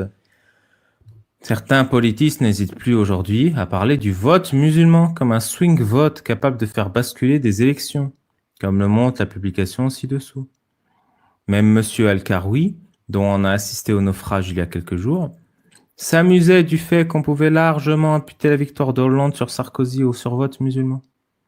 De grâce, instruisez-vous, à moins évidemment que vous vous réjouissez de voir le segment électoral le plus illibéral du pays acquérir une influence aussi disproportionnée. Bon, fessé, hein. Moi, je commence à fatiguer. Vous parlez d'influence disproportionnée que parce que vous essentialisez la communauté musulmane. Quand les musulmans apportent quelques pourcents d'un électorat, ils ne sont pas plus décisifs que les autres bien plus nombreux. Je parle d'influence disproportionnée parce que la logique de bloc est bien plus forte au sein de cette population que d'autres catégories sociologiques et que la prévalence extraordinaire d'attitudes autoritaires au sein de cette catégorie en expansion aboutit à affaiblir la qualité de nos institutions. Non mais, sniper, c'est le sniper du sniper, il vient de sniper le sniper. C'est ça, c'est que comme il y a une logique de bloc dans l'islam qui est on va voter pour le dirigeant, on va servir la loi d'Allah, on va faire la charia, on va suivre la sunna, eh ben on est plus perméable aux attitudes autoritaires vu qu'on bouge en bloc. Et la prévalence extraordinaire d'attitudes autoritaires au sein de cette catégorie en expansion affaiblit la qualité de nos institutions. Le raisonnement, il est parfait, hein. Mais j'ai bien compris que le sexisme, l'antisémitisme, l'homophobie et le rejet de la liberté de conscience de ces expressions vous importaient peu dès lors qu'il était le fait de certains milieux. C'est vrai, l'adoption du mariage pour tous par François Hollande devait beaucoup au coup de pouce musulman pour son élection, mais... Tout le monde sait que ça a été un moment de friction. Si vous n'êtes pas familier avec le concept d'alliance contre nature, je ne peux rien pour vous. Le fait que François Ier se soit allié avec les Ottomans contre les Habsbourg ne faisait pas des Turcs des alliés de la chrétienté. Là, il se fait avoir parce que il est obligé d'utiliser des exemples pour illustrer parce que le mec est trop con, mais le mec ne comprend rien. Pour la millième fois, il n'arrive pas à s'indigner des horreurs que subissent et que font subir les musulmans. Quelle comparaison. Je constate juste que vous prêtez au vote musulman une influence qu'il n'a pas. Rien dans les politiques menées en France depuis 30 ans n'est inspiré par la charia, tout au contraire. Inculte que vous êtes, vous ne comprenez pas qu'une norme religieuse n'a pas besoin de passer par des voies officielles pour s'imposer. Quand des rapports officiels se désolent du fait que les juifs ne peuvent plus être scolarisés n'importe où en raison de la multiplication de quartiers islamisés, quand il faut exfiltrer du système scolaire une gamine qui insulte un être invisible, ça c'est Mila, quand plus de la moitié du corps professoral s'autocensure par crainte de finir comme Samuel Paty, voilà autant de domaines où la norme républicaine se couche. La passivité des institutions face à ces symptômes de décivilisation, sniper, bam, est un choix qui résulte également de pression électorale. Ah non, je remets pas Twitter devant, on est bien là avec la photo. Ouais, mais c'est pas grave si vous voyez plus l'écran. C'est pas grave, laissez faire Gann là en sniper quelques minutes. La passivité des institutions face à ces symptômes de décivilisation est un choix qui résulte également de pression électorale. Notre République tient bon. Elle n'a pas cédé d'un pouce sur l'interdiction du port du signe religieux dans les établissements scolaires. Il n'y a pas de nourriture religieuse dans les cantines. Les discriminations sont condamnées dans le sport. Notre République tient bon, répond Fergan. Vous direz ça aux Juifs du 93, à Mila, aux journalistes de Charlie qui travaillent dans un lieu secret, à Philippe Val à qui on a intimé d'installer une chambre forte chez lui, à Salman Rushdie qui a dû fuir l'Europe, à Ayaan Hirsi Ali qui s'est enfui des Pays-Bas, aux profs qui se plaignent de ne plus être capables d'enseigner Darwin sans se faire chahuer, aux proches de Samuel Paty et de Dominique Bernard, sans parler d'Amin Kessassi qui voit son frère tué par des narcos en plein jour sur commande de gens censés être en prison. Vous vivez sur une autre planète. Eh mais, il vient d'où ce Fergan? Pourquoi on n'a jamais entendu parler de lui avant? C'est moi ou je vivais dans un autre monde? Ou moi aussi je vivais sur une autre planète, je comprends pas. Ya Allah, merci de nous l'avoir envoyé quand même. Vous devriez arrêter de parler de Mila. Elle est poursuivie par SOS Racisme et la LICRA pour apologie du nazisme. Mais il est trop con. Il est trop con, c'est pas possible. Il est juste con comme une planche.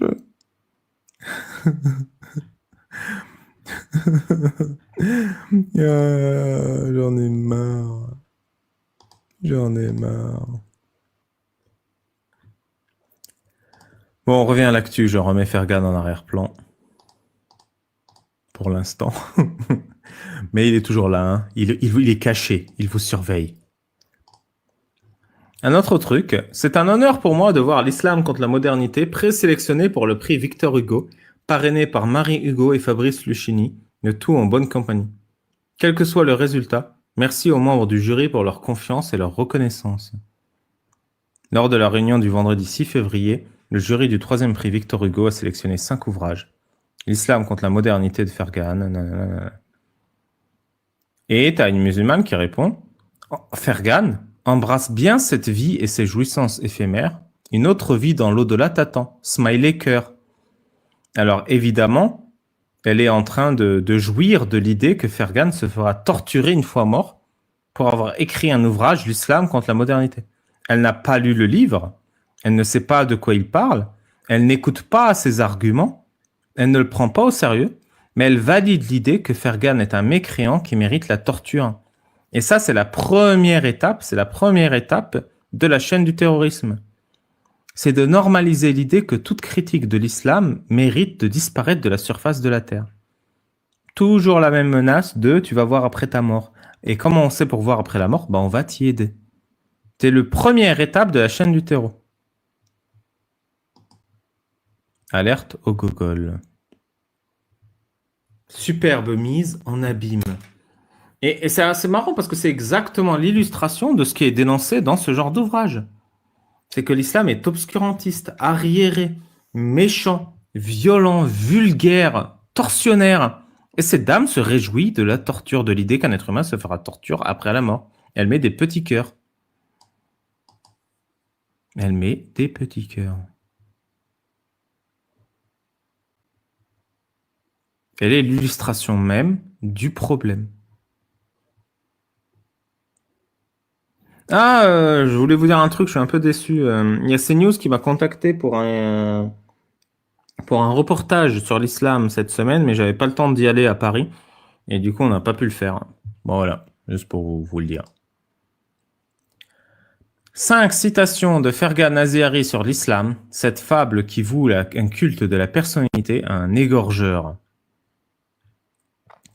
Les ennemis de notre civilisation ont beau se réclamer des mêmes livres, prophètes et dieux dont les lois sèment la désolation partout où elles sont en vigueur. La lâcheté fait qu'il est plus commode d'accuser les imperfections de l'Occident que les fléaux des sociétés musulmanes. Punchline numéro 1. Créditer l'islam des réalisations nées en son sein relève de la même logique qu'applaudir les sacrifices humains des Aztèques au motif que les tomates viennent du Nouveau Monde. Punchline numéro 2. Je vous remets le sniper ou pas ? Non, regarde les photos. Dans une époque saturée d'appels à la déconstruction, au point que la lutte contre le racisme et le sexisme justifie de modifier des titres de romans, il est curieux de s'acharner à ne pas admettre la dangerosité d'une fable qui voue un culte à la personnalité d'un égorgeur. Punchline numéro 3. Ceux qui enseignent la perfection littérale du Coran et l'invéracité absolue de Mahomet font par là même l'apologie de crimes que les lois punissent sans hésiter. Leur place n'est pas parmi nous.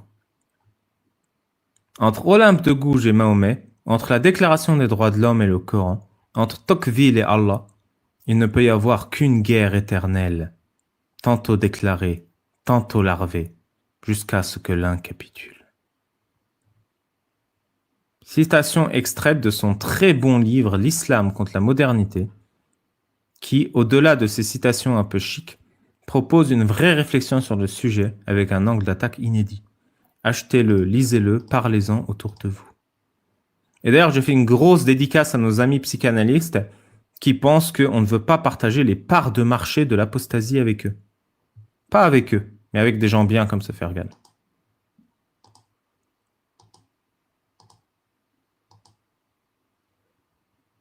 Conclusion, on ne cesse aujourd'hui en France d'édulcorer la réalité du monde musulman. On va écouter la dernière phrase de Fergan pour aujourd'hui. Vous avez raison Azihari. de poser le constat, c'est-à-dire que la démocratie libérale, puisque c'est bien de cela dont il s'agit aussi, et pas seulement des valeurs républicaines, puisque là, vous avez parlé du Royaume-Uni qui en effet est une monarchie constitutionnelle, mais la démocratie libérale, telle que les Européens l'affectionnent, est le fruit d'un processus anthropologique auquel le monde musulman est largement resté étranger.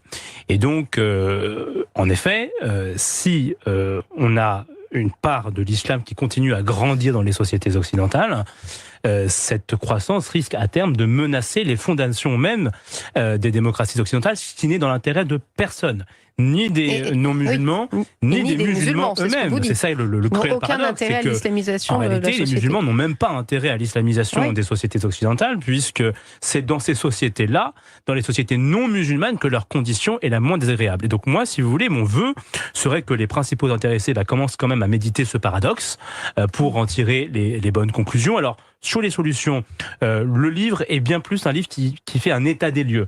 Les solutions arriveront dans un second temps, puisque je prépare un autre ouvrage qui s'intéressera davantage aux solutions.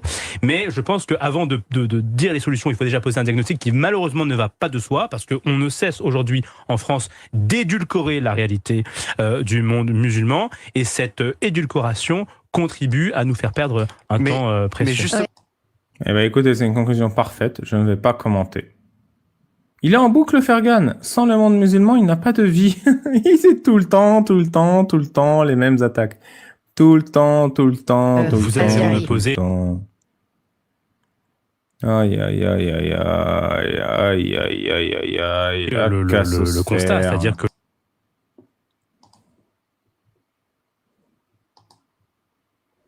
Et voilà, tout est mal qui finit mal. On passe ensuite au truc de la mosquée de Paris. Donc, on va commencer par...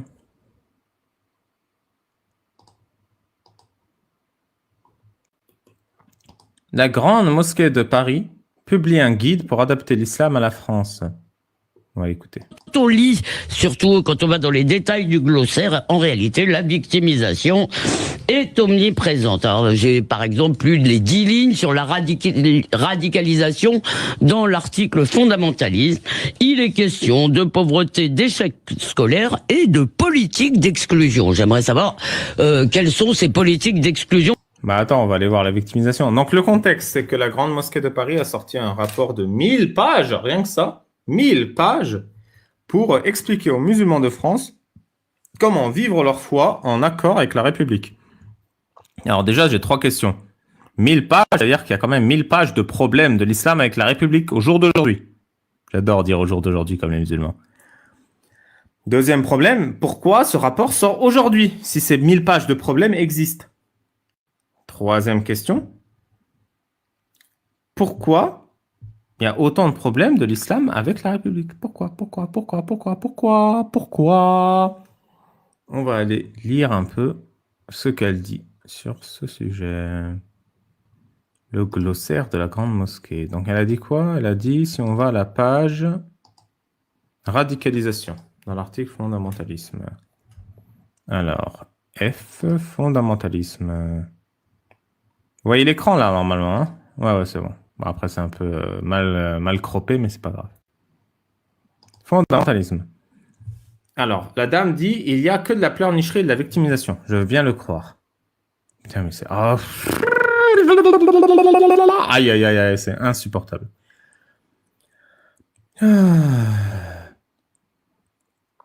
Le fondamentalisme musulman moderne émerge dans un contexte de crise identitaire face à la domination coloniale et au bouleversement culturel des 19e et 20e siècles. Ce n'est pas vrai. Le fondamentalisme musulman émerge avec l'islam, puisque Mohammed est le premier des fondamentalistes. Certaines figures intellectuelles et politiques ont cherché à réconcilier spiritualité et réforme sociale en réponse à l'impact de la colonisation. C'est pas notre faute. La dimension politique de cet élan également spirituel s'est ensuite de plus en plus affirmée dans des formes parfois militantes. Le salafisme, souvent associé au fondamentalisme, est en réalité un courant diversifié. Opérer des distinctions entre ces différents courants est crucial pour éviter les amalgames qui réduiraient tout le salafisme à une posture fondamentaliste ou violente. Tous les Salmans n'étaient pas ténacis, monsieur? Oui, je connais cette théorie.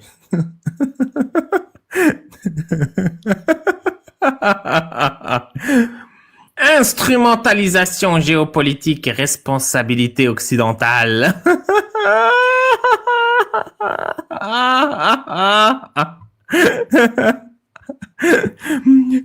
Tout ça, c'est la faute des Français.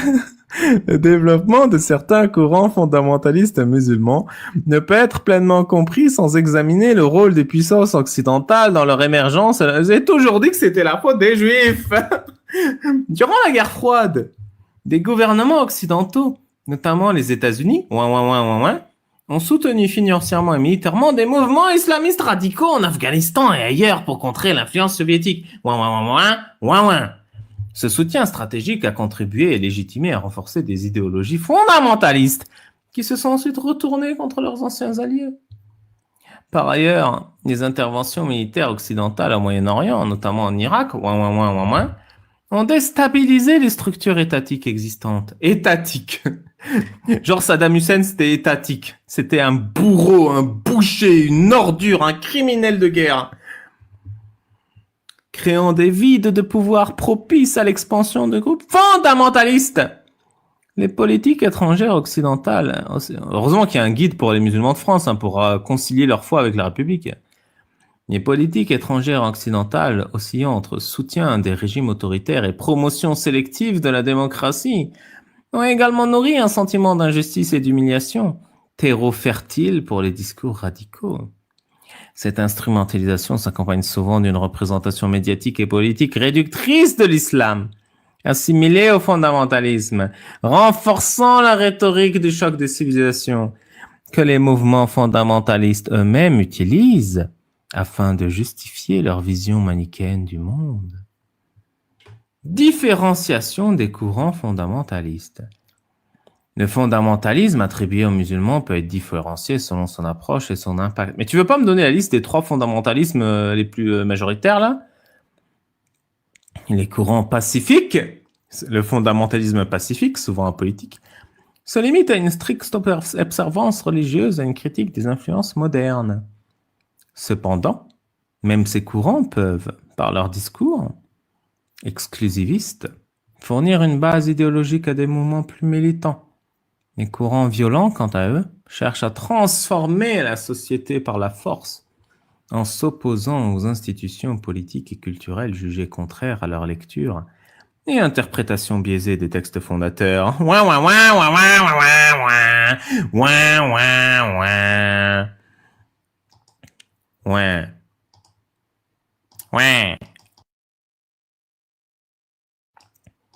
C'est ça le problème, lecture et interprétation biaisée des textes fondateurs. En prônant une vision manichéenne du monde, le fondamentalisme alimente les divisions au sein même de la communauté musulmane et avec les autres cultures. Il encourage la suspicion et le rejet envers ceux qui ne partagent pas sa vision de l'islam, conduisant à des conflits qui portent une atteinte grave aux enseignements de l'islam et à l'intégrité des musulmans eux-mêmes. Radicalisation en contexte français. C'est la France qui radicalise les musulmans, attention. En France, ce courant sectaire se manifeste principalement dans des contextes marqués par la marginalisation sociale, économique et culturelle. Les discours fondamentalistes trouvent un terrain fertile auprès de populations confrontées à des discriminations ou des politiques d'exclusion. Il convient toutefois de nuancer les débats. Si certains courants fondamentalistes défient les principes de laïcité en France, il serait réducteur de généraliser cette posture à toutes les expressions religieuses rigoureuses.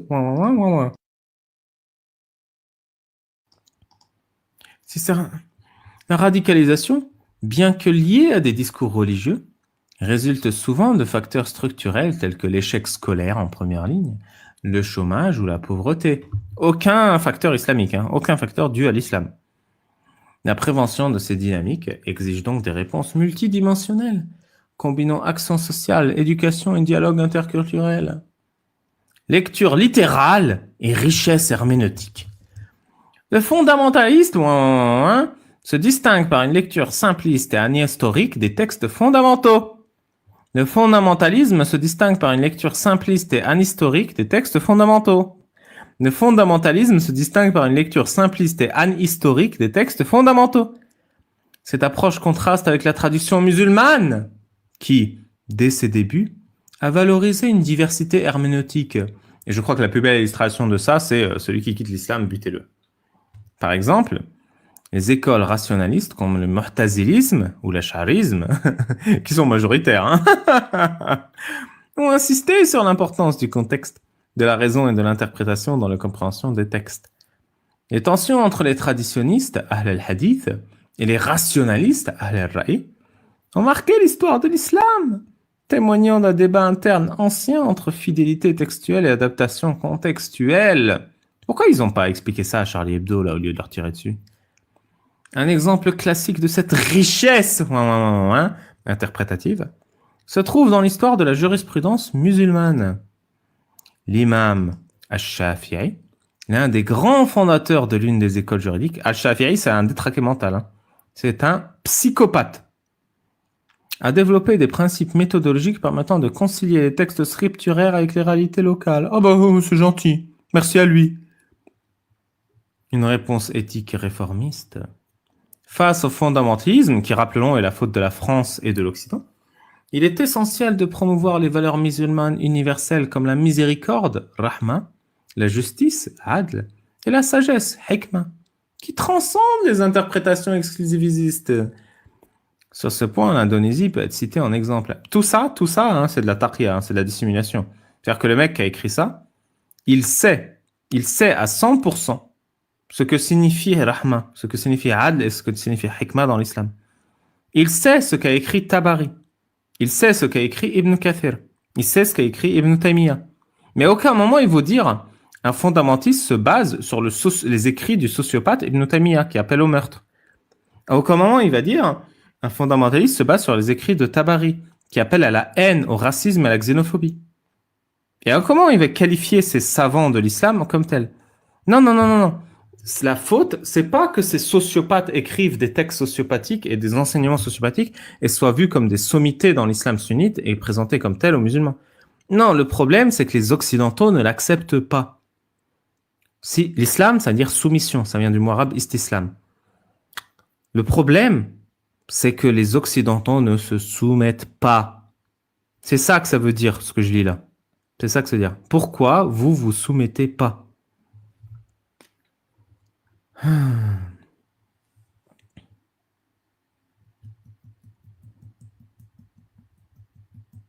Voilà. On revient à la vidéo. Il est question de pauvreté, d'échec scolaire et de politique d'exclusion. J'aimerais savoir Voilà. Pauvreté, échec scolaire, politique d'exclusion, mais jamais d'islam. Jamais d'islam. quelles sont ces politiques d'exclusion qu'on aurait menées en France. Et puis surtout, il y a une vision qui est complètement irénique de l'islam et du Coran. Alors là, dans le chapitre antisémitisme, alors on nous dit que oui, à Médine, hein, il y a des musulmans qui ont châtié des juifs méchants qui s'étaient pas bien comportés, mais sinon, rien à voir. Le Coran et l'islam sont étrangers à l'antisémitisme. La grande mosquée a caché des juifs pendant la guerre. Bon, non, ça, c'est bon. Oui, aucune mention de l'antisémitisme dans l'atmosphère, ni des juifs tués ou agressés au cri de Allah Akbar, ni d'ailleurs des alliances entre certains dignitaires musulmans et Hitler. Or, comme l'a dit Philippe Val pendant son audition, dans le judéo-christianisme, le commentaire, au fil des siècles, a recouvert le texte. Il est aussi important que le texte. Mais ça, c'est pas possible avec le Coran, puisqu'on vous dit que le Coran a été écrit directement par Dieu. Et donc, on ne sait toujours pas ce qu'on fait des versets anti-juifs ou de ceux qui disent qu'il faut punir les blasphémateurs de mort. Le glossaire dit qu'il ne faut pas être violent. En fait, il y a un malentendu au départ. Ce guide nous dit qu'il veut expliquer l'islam à la République. C'est le recteur qui dit ça. Il veut expliquer l'islam à la République et la République aux musulmans. Mais désolé, la République n'a pas à connaître l'islam. Elle ne reconnaît ni ne salarie aucun. Ouais, c'est vrai. Le mec, il vient et te dit, je vais vous expliquer l'islam. On s'en bat les couilles de ta secte. Ta secte s'adapte, point. On s'en bat les couilles des règles de ta secte. On s'en bat les couilles de la mythologie de ta secte. Ta secte s'adapte, point.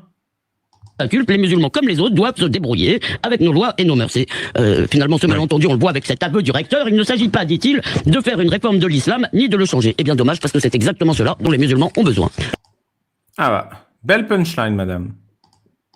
Quand on lit, surtout quand on va dans les détails. Punchline, c'est exactement de ça. Et donc, il fait toujours la même position. On a écrit 1000 pages pour vous expliquer pourquoi vous avez rien compris à la religion de paix et d'amour. On va rien changer. On va pas faire le moindre effort. On va pas faire la moindre compromission. On va pas faire la moindre réforme. C'est impossible de réformer ou de changer. On va rien faire. On va continuer de vivre comme des bédouins du désert d'il y a 1400 ans. Et vous allez devoir faire avec. Voilà le pied de nez que nous offre la mosquée de Paris. Les mecs pondent un truc avec quasiment autant de pages que le Coran lui-même, MDR qu'à l'aveu. Qui pond un guide de 1000 pages s'il n'y a aucun problème? Qui est obligé d'expliquer en 1000 pages comment être musulman en Occident si ça devait couler de source et être ontologiquement adapté? La vérité, c'est que la grande mosquée est toujours une officine du régime algérien, toujours incapable d'adopter l'approche hystérico-critique, mais prompte à relayer un tas de merde wahhabite et autres calamités médiévales pourries.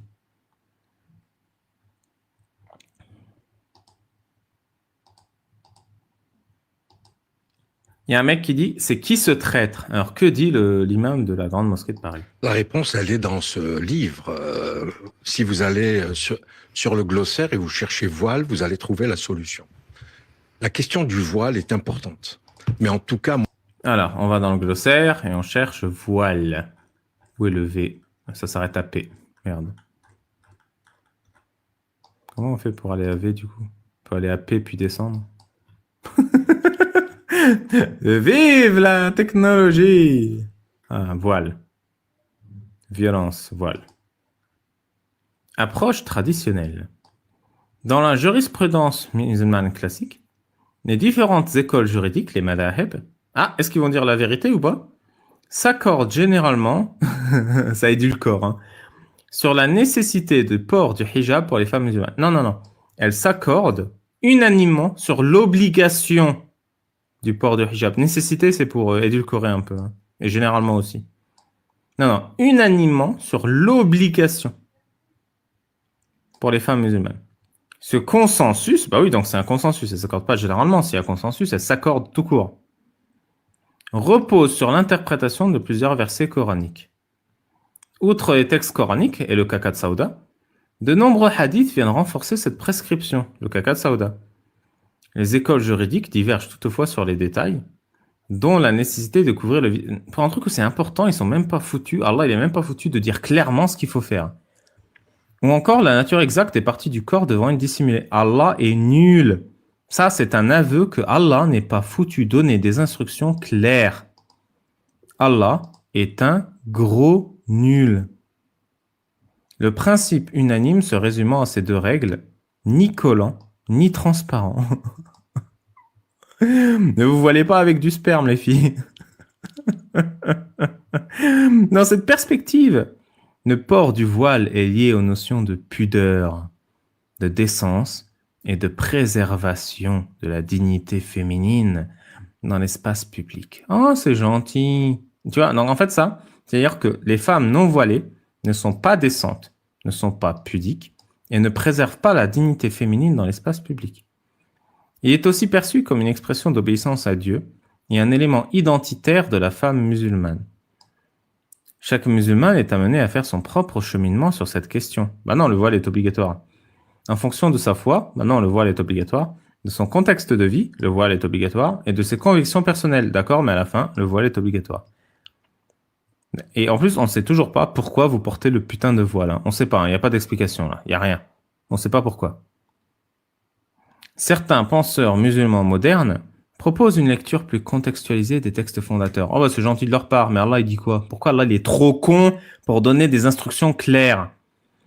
Ils insistent sur la nécessité de distinguer entre les principes fondamentaux, pudeur, dignité, respect de soi, soumission à Omar, et leurs manifestations culturelles qui peuvent évoluer selon les époques et les sociétés.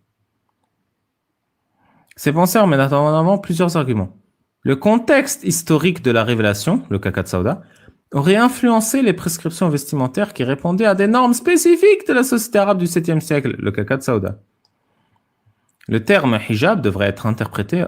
Pour ceux qui ne savent pas, le contexte historique de révélation du verset du voile, c'est une femme qui devait faire caca dehors et qui se faisait harceler par le compagnon du prophète Omar. Elle s'est fait tellement harceler qu'Omar a dit « J'arrête si Allah ordonne aux femmes de se voiler ».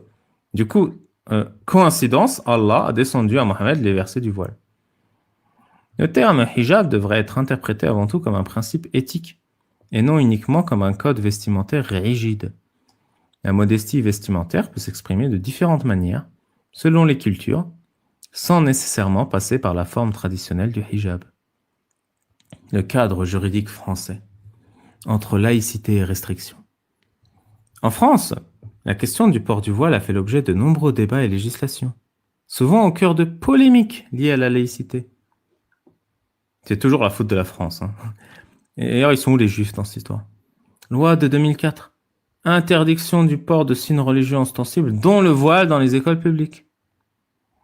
Neutralité dans la fonction publique. Les agents de l'État ne peuvent pas porter de signes religieux.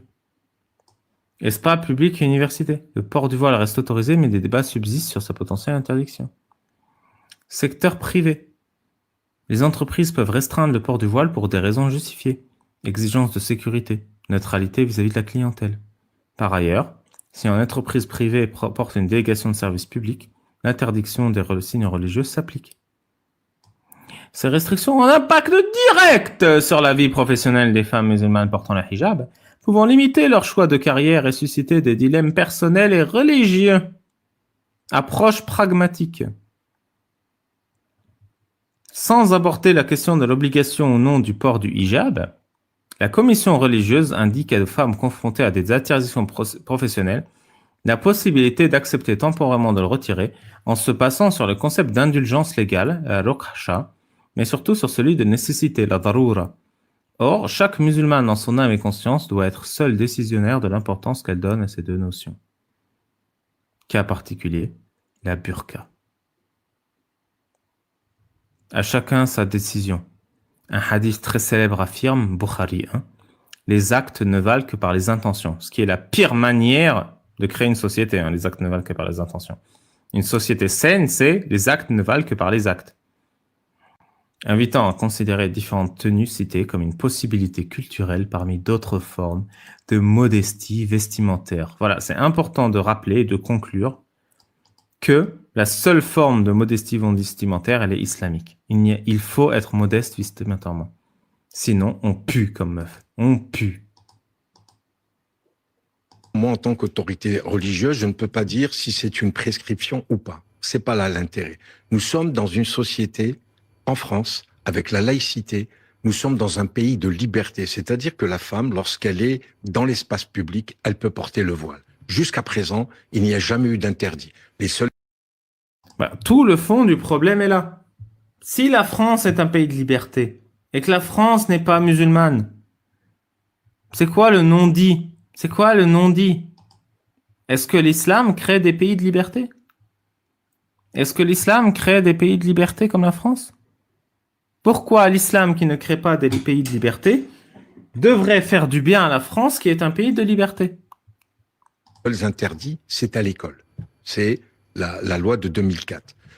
La loi sur la dissimulation du visage, etc. etc. C'est un service public, là, en l'occurrence. Oui, mais dans ce cas précis, nous y répondons. Et en plus, dans les auditions, vous avez des personnalités religieuses qui vont corroborer ce qui est dit. On va revenir effectivement aux personnes qui ont travaillé sur ce guide. Les imams recommandent, pour ce cas d'espèce, nous sommes face à une administration, publique ou privée. À partir du moment où le règlement intérieur interdit les signes religieux. À partir de ce moment-là, il y a ce qu'on appelle, en droit musulman, la notion de... La daroura.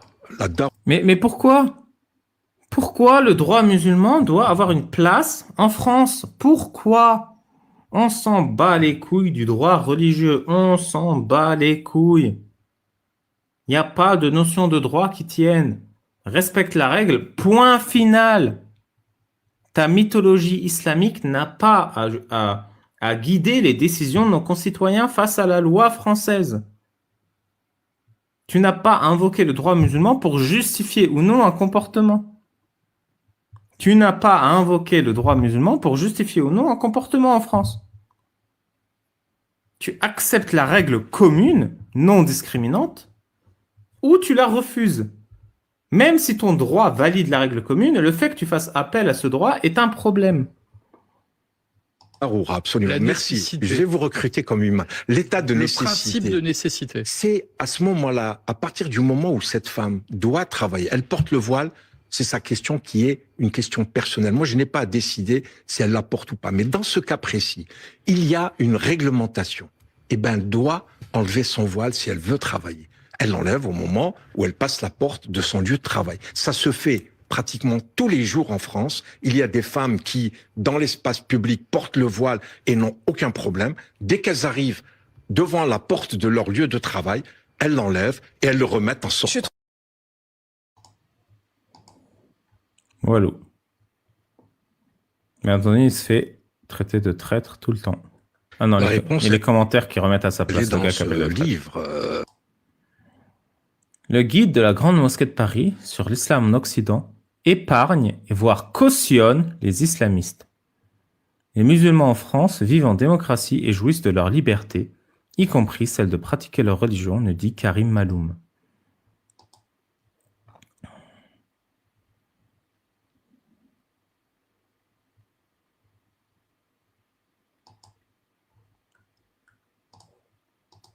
Je vais vous lire les deux articles et on va s'arrêter là pour aujourd'hui. Le guide de la Grande Mosquée de Paris sur l'islam en Occident épargne les islamistes. Les musulmans en France vivent en démocratie et jouissent de leur liberté, y compris celle de pratiquer leur religion. Ce n'est pas le cas des musulmans vivant sous des régimes totalitaires. Dans un pays où tout est dicté, une seconde, j'ai perdu mon bâton, et imposé par les pouvoirs en place. En France, en Occident, les musulmans sont libres de pratiquer ou non leur religion. La Grande Mosquée de Paris publie ce mardi 10 février, Musulmans en Occident, un guide de référence destiné à clarifier la place de la pratique musulmane dans les sociétés laïques et en particulier en France. Avec 900 pages, rien ne libère l'islam de sa vision archaïque dans ce livre. Puis, il a mis la poussière sous le tapis. Circuler, il n'y a rien à voir. Aujourd'hui, il ne suffit pas d'expliquer la religion, il faut la réformer. C'est réformer certaines pratiques mises en avant, exploitées voire déformées par les islamistes. C'est ça qui est attendu aujourd'hui du premier responsable de la plus grande institution musulmane de France. L'islam a besoin d'une réforme profonde pour se libérer de la version rigoriste dans l'interprétation des textes, de la charia, de la théologie en vigueur, et non d'adapter le discours religieux au contexte occidental. Musulmans en Occident a été édité chez Al-Buraq. Le Buraq, c'est l'âne volant du prophète Mohammed, qui l'emmène dans l'espace. Une maison d'édition connue pour ses publications des frères musulmans et même salafistes, qui sèment la terreur dans le monde, notamment dans les pays musulmans comme les principales fatwas du guide suprême de la République islamique d'Iran, Ali Khomeini. Sayyid Qutb, l'inspirateur du djihadisme, Youssef al-Qardawi, théoricien du frérisme contemporain. En 2014, Al-Buraq a publié un livre sous le titre La voix du musulman, qui contient des propos radicaux prônant le djihad. Il était vendu dans les magasins spécialisés ainsi que dans les rayons livres des hypermarchés. Le djihad a pour but de comprendre et de contenir les mécréants, ennemis de l'islam et de la communauté musulmane. C'est un devoir pour tout musulman que tous les croyants sont appelés à accomplir, peut-on lire dans cet ouvrage. Le recteur de la Grande Mosquée de Paris essaye de noyer le poisson. Il insiste sur le fait que le djihad implique effort et qu'une fatwa désigne un avis juridique religieux et non, contrairement à une idée répandue, une condamnation ou une sentence judiciaire. Qui pourrait croire à cette falsification ? Bah oui, on sait tous c'est quoi le djihad. Mais encore une fois, là, il ment sciemment. Parce que s'il est autorité religieuse, il a étudié l'islam, il sait que le djihad, c'est pas l'effort au sens d'un effort, c'est l'effort au sens de buter des mécréants dans le sentier d'Allah. C'est l'effort au sens de guerre, de massacre, de pillage, de razzia. Il le sait très bien. Il n'y a personne qui a lu les textes qui ne le sait pas. Il n'y a personne qui a lu les textes qui ne le sait pas. Je répète, ça n'existe pas. Quelqu'un qui ne sait pas que le djihad, c'est avant tout la guerre physique pour tuer et être tué dans le sentier d'Allah, ça n'existe pas. Les sujets abordés dans le guide de la Grande Mosquée de Paris incluent l'égalité homme-femme, compatibilité entre islam et science et port du voile. Le texte souligne que le port ou non du voile relève d'un choix personnel qui doit être respecté. Non, une femme n'est pas libre quand son corps est contraint de signifier autre chose que sa simple présence au monde. Elle est très puissante cette phrase. Évidemment, ce n'est pas un choix personnel si de base on te fait face au choix qu'il y a un choix pudique et il y a un choix impudique. Qu'il y a un choix modeste et il y a un choix pas modeste. qu'il y a un choix obligatoire et un choix pas obligatoire. Le port du voile est une obligation. Il y a consensus dans son délire de la mosquée de Paris. Ce n'est plus un choix, c'est une obligation. La preuve même que c'est pas un choix, c'est que c'est un choix qui s'impose qu'aux femmes musulmanes. Aucune femme non musulmane spontanément se voile les cheveux pour plaisir. De quelle liberté parle-t-on lorsque cette liberté se paye du regard des autres, de la pression sociale, du soupçon jeté sur celles qui choisissent la nudité des cheveux? Le voile, c'est l'étendard de l'islamisme. Une fois que l'on a admis ce postulat, il faut bien regarder ce qu'il y a derrière. Et, derrière le voile, il y a tout un projet de société. Et ça, c'est tout à fait vrai.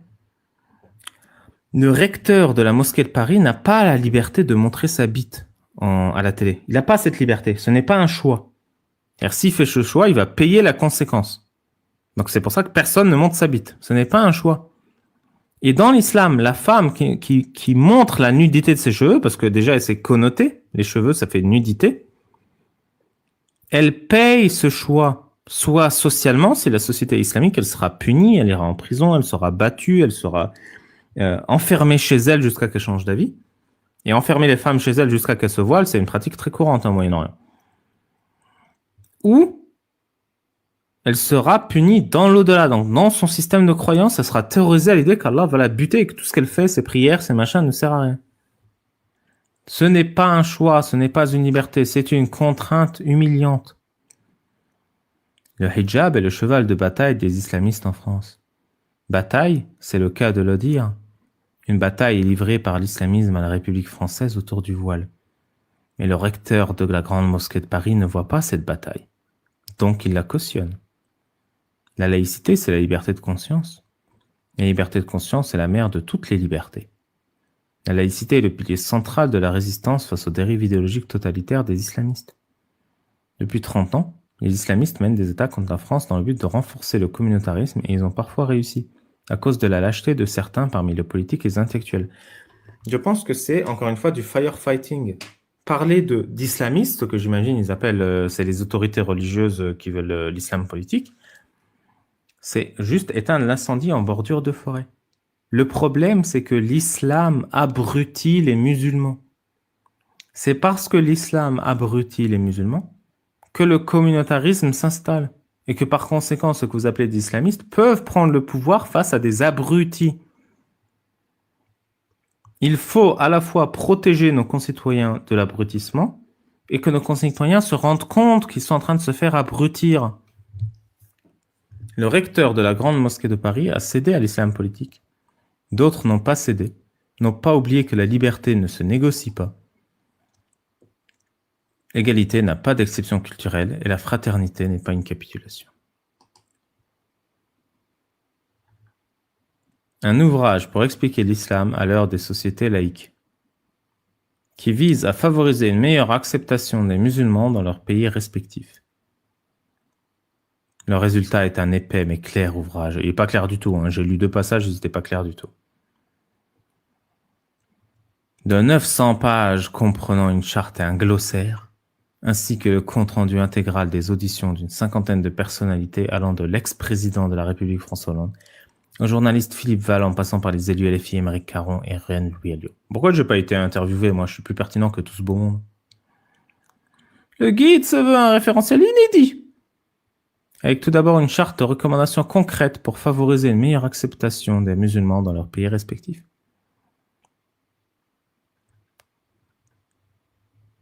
Nanana, nanana, nanana. Ouais, bon, ça c'est nul. Ça c'est glorifiant. Toute cette gloriole. Toute cette gloriole. Je pense que je vais m'arrêter là. C'était sympa pour vous ce soir. Peut-être je serai là demain. Oh, pas mal l'image de fond. Il était là, il était caché. Il nous surveillait. Voilà, en gros, en résumé, la mosquée de Paris se fout de notre gueule. C'est pas nouveau. Rien n'a changé, rien ne changera. Et rien ne changera jamais si vous ne le changez pas vous-même. Parce que l'islam est fait pour rester le cadavre putréfié qu'il est depuis 1400 ans. Il continuera d'empoisonner l'intelligence et la dignité de tous les êtres humains jusqu'à qu'on adresse le problème sérieusement.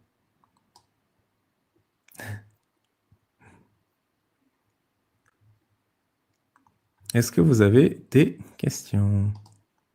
Si vous êtes musulman ou musulmane sunnite et que vous souhaitez débattre avant que je ferme, tapez 19. Si vous êtes apostat ou apostate et que vous voulez témoigner, tapez 1. Et si c'est une question rapide, tapez 2.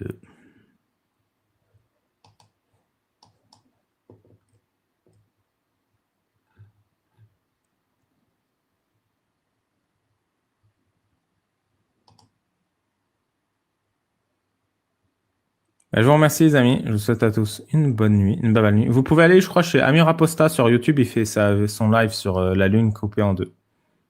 Amusez-vous bien, je vous mets une musique.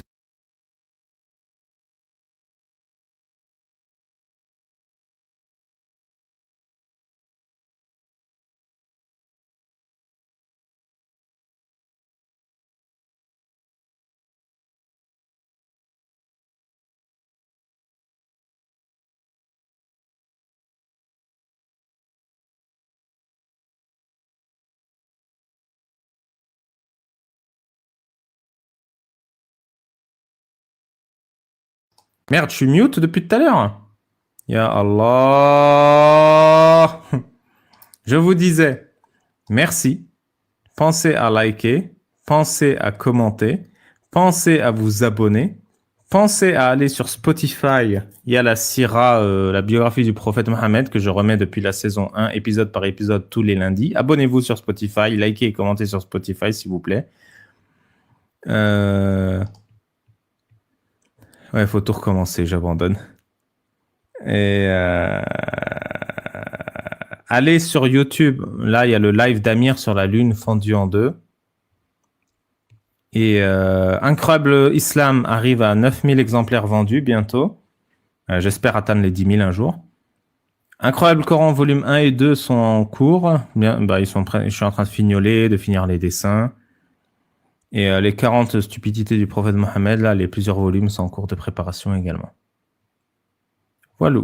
Je vous souhaite à tous une bonne soirée. Pensez à liker, commenter, vous abonner, activer la cloche, partager avec vos amis, votre famille et vos proches, et surtout ceux qui votent et les filles. Bonne nuit à tous. Bonne nuit Fergan, t'es un beau gosse.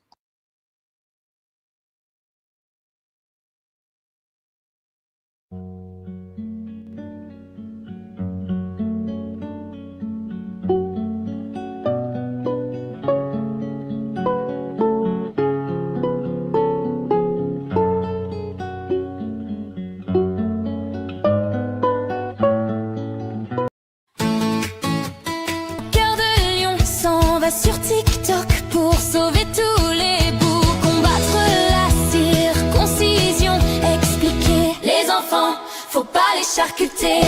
Dragon Baba, la quête finale du bout coupé au nom d'Abraham, ce vieux fou. Dragon Baba pour un idéal, combat crucial du bien contre le mal. Dragon Baba, la lutte infernale du lion de Roubaix pour que les enfants aient la paix. Dragon Babal contre l'immoral, méchant Afidou à la barbe Niapou.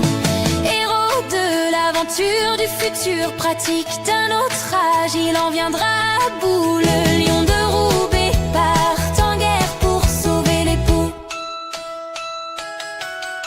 Que s'arrête la circoncision non médicale, on ne charcute pas les enfants, c'est sa mission. Amir enlèvera la serviette.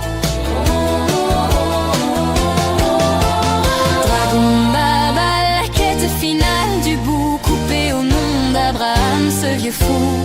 Dragon Baba pour un idéal, combat crucial du bien contre le mal.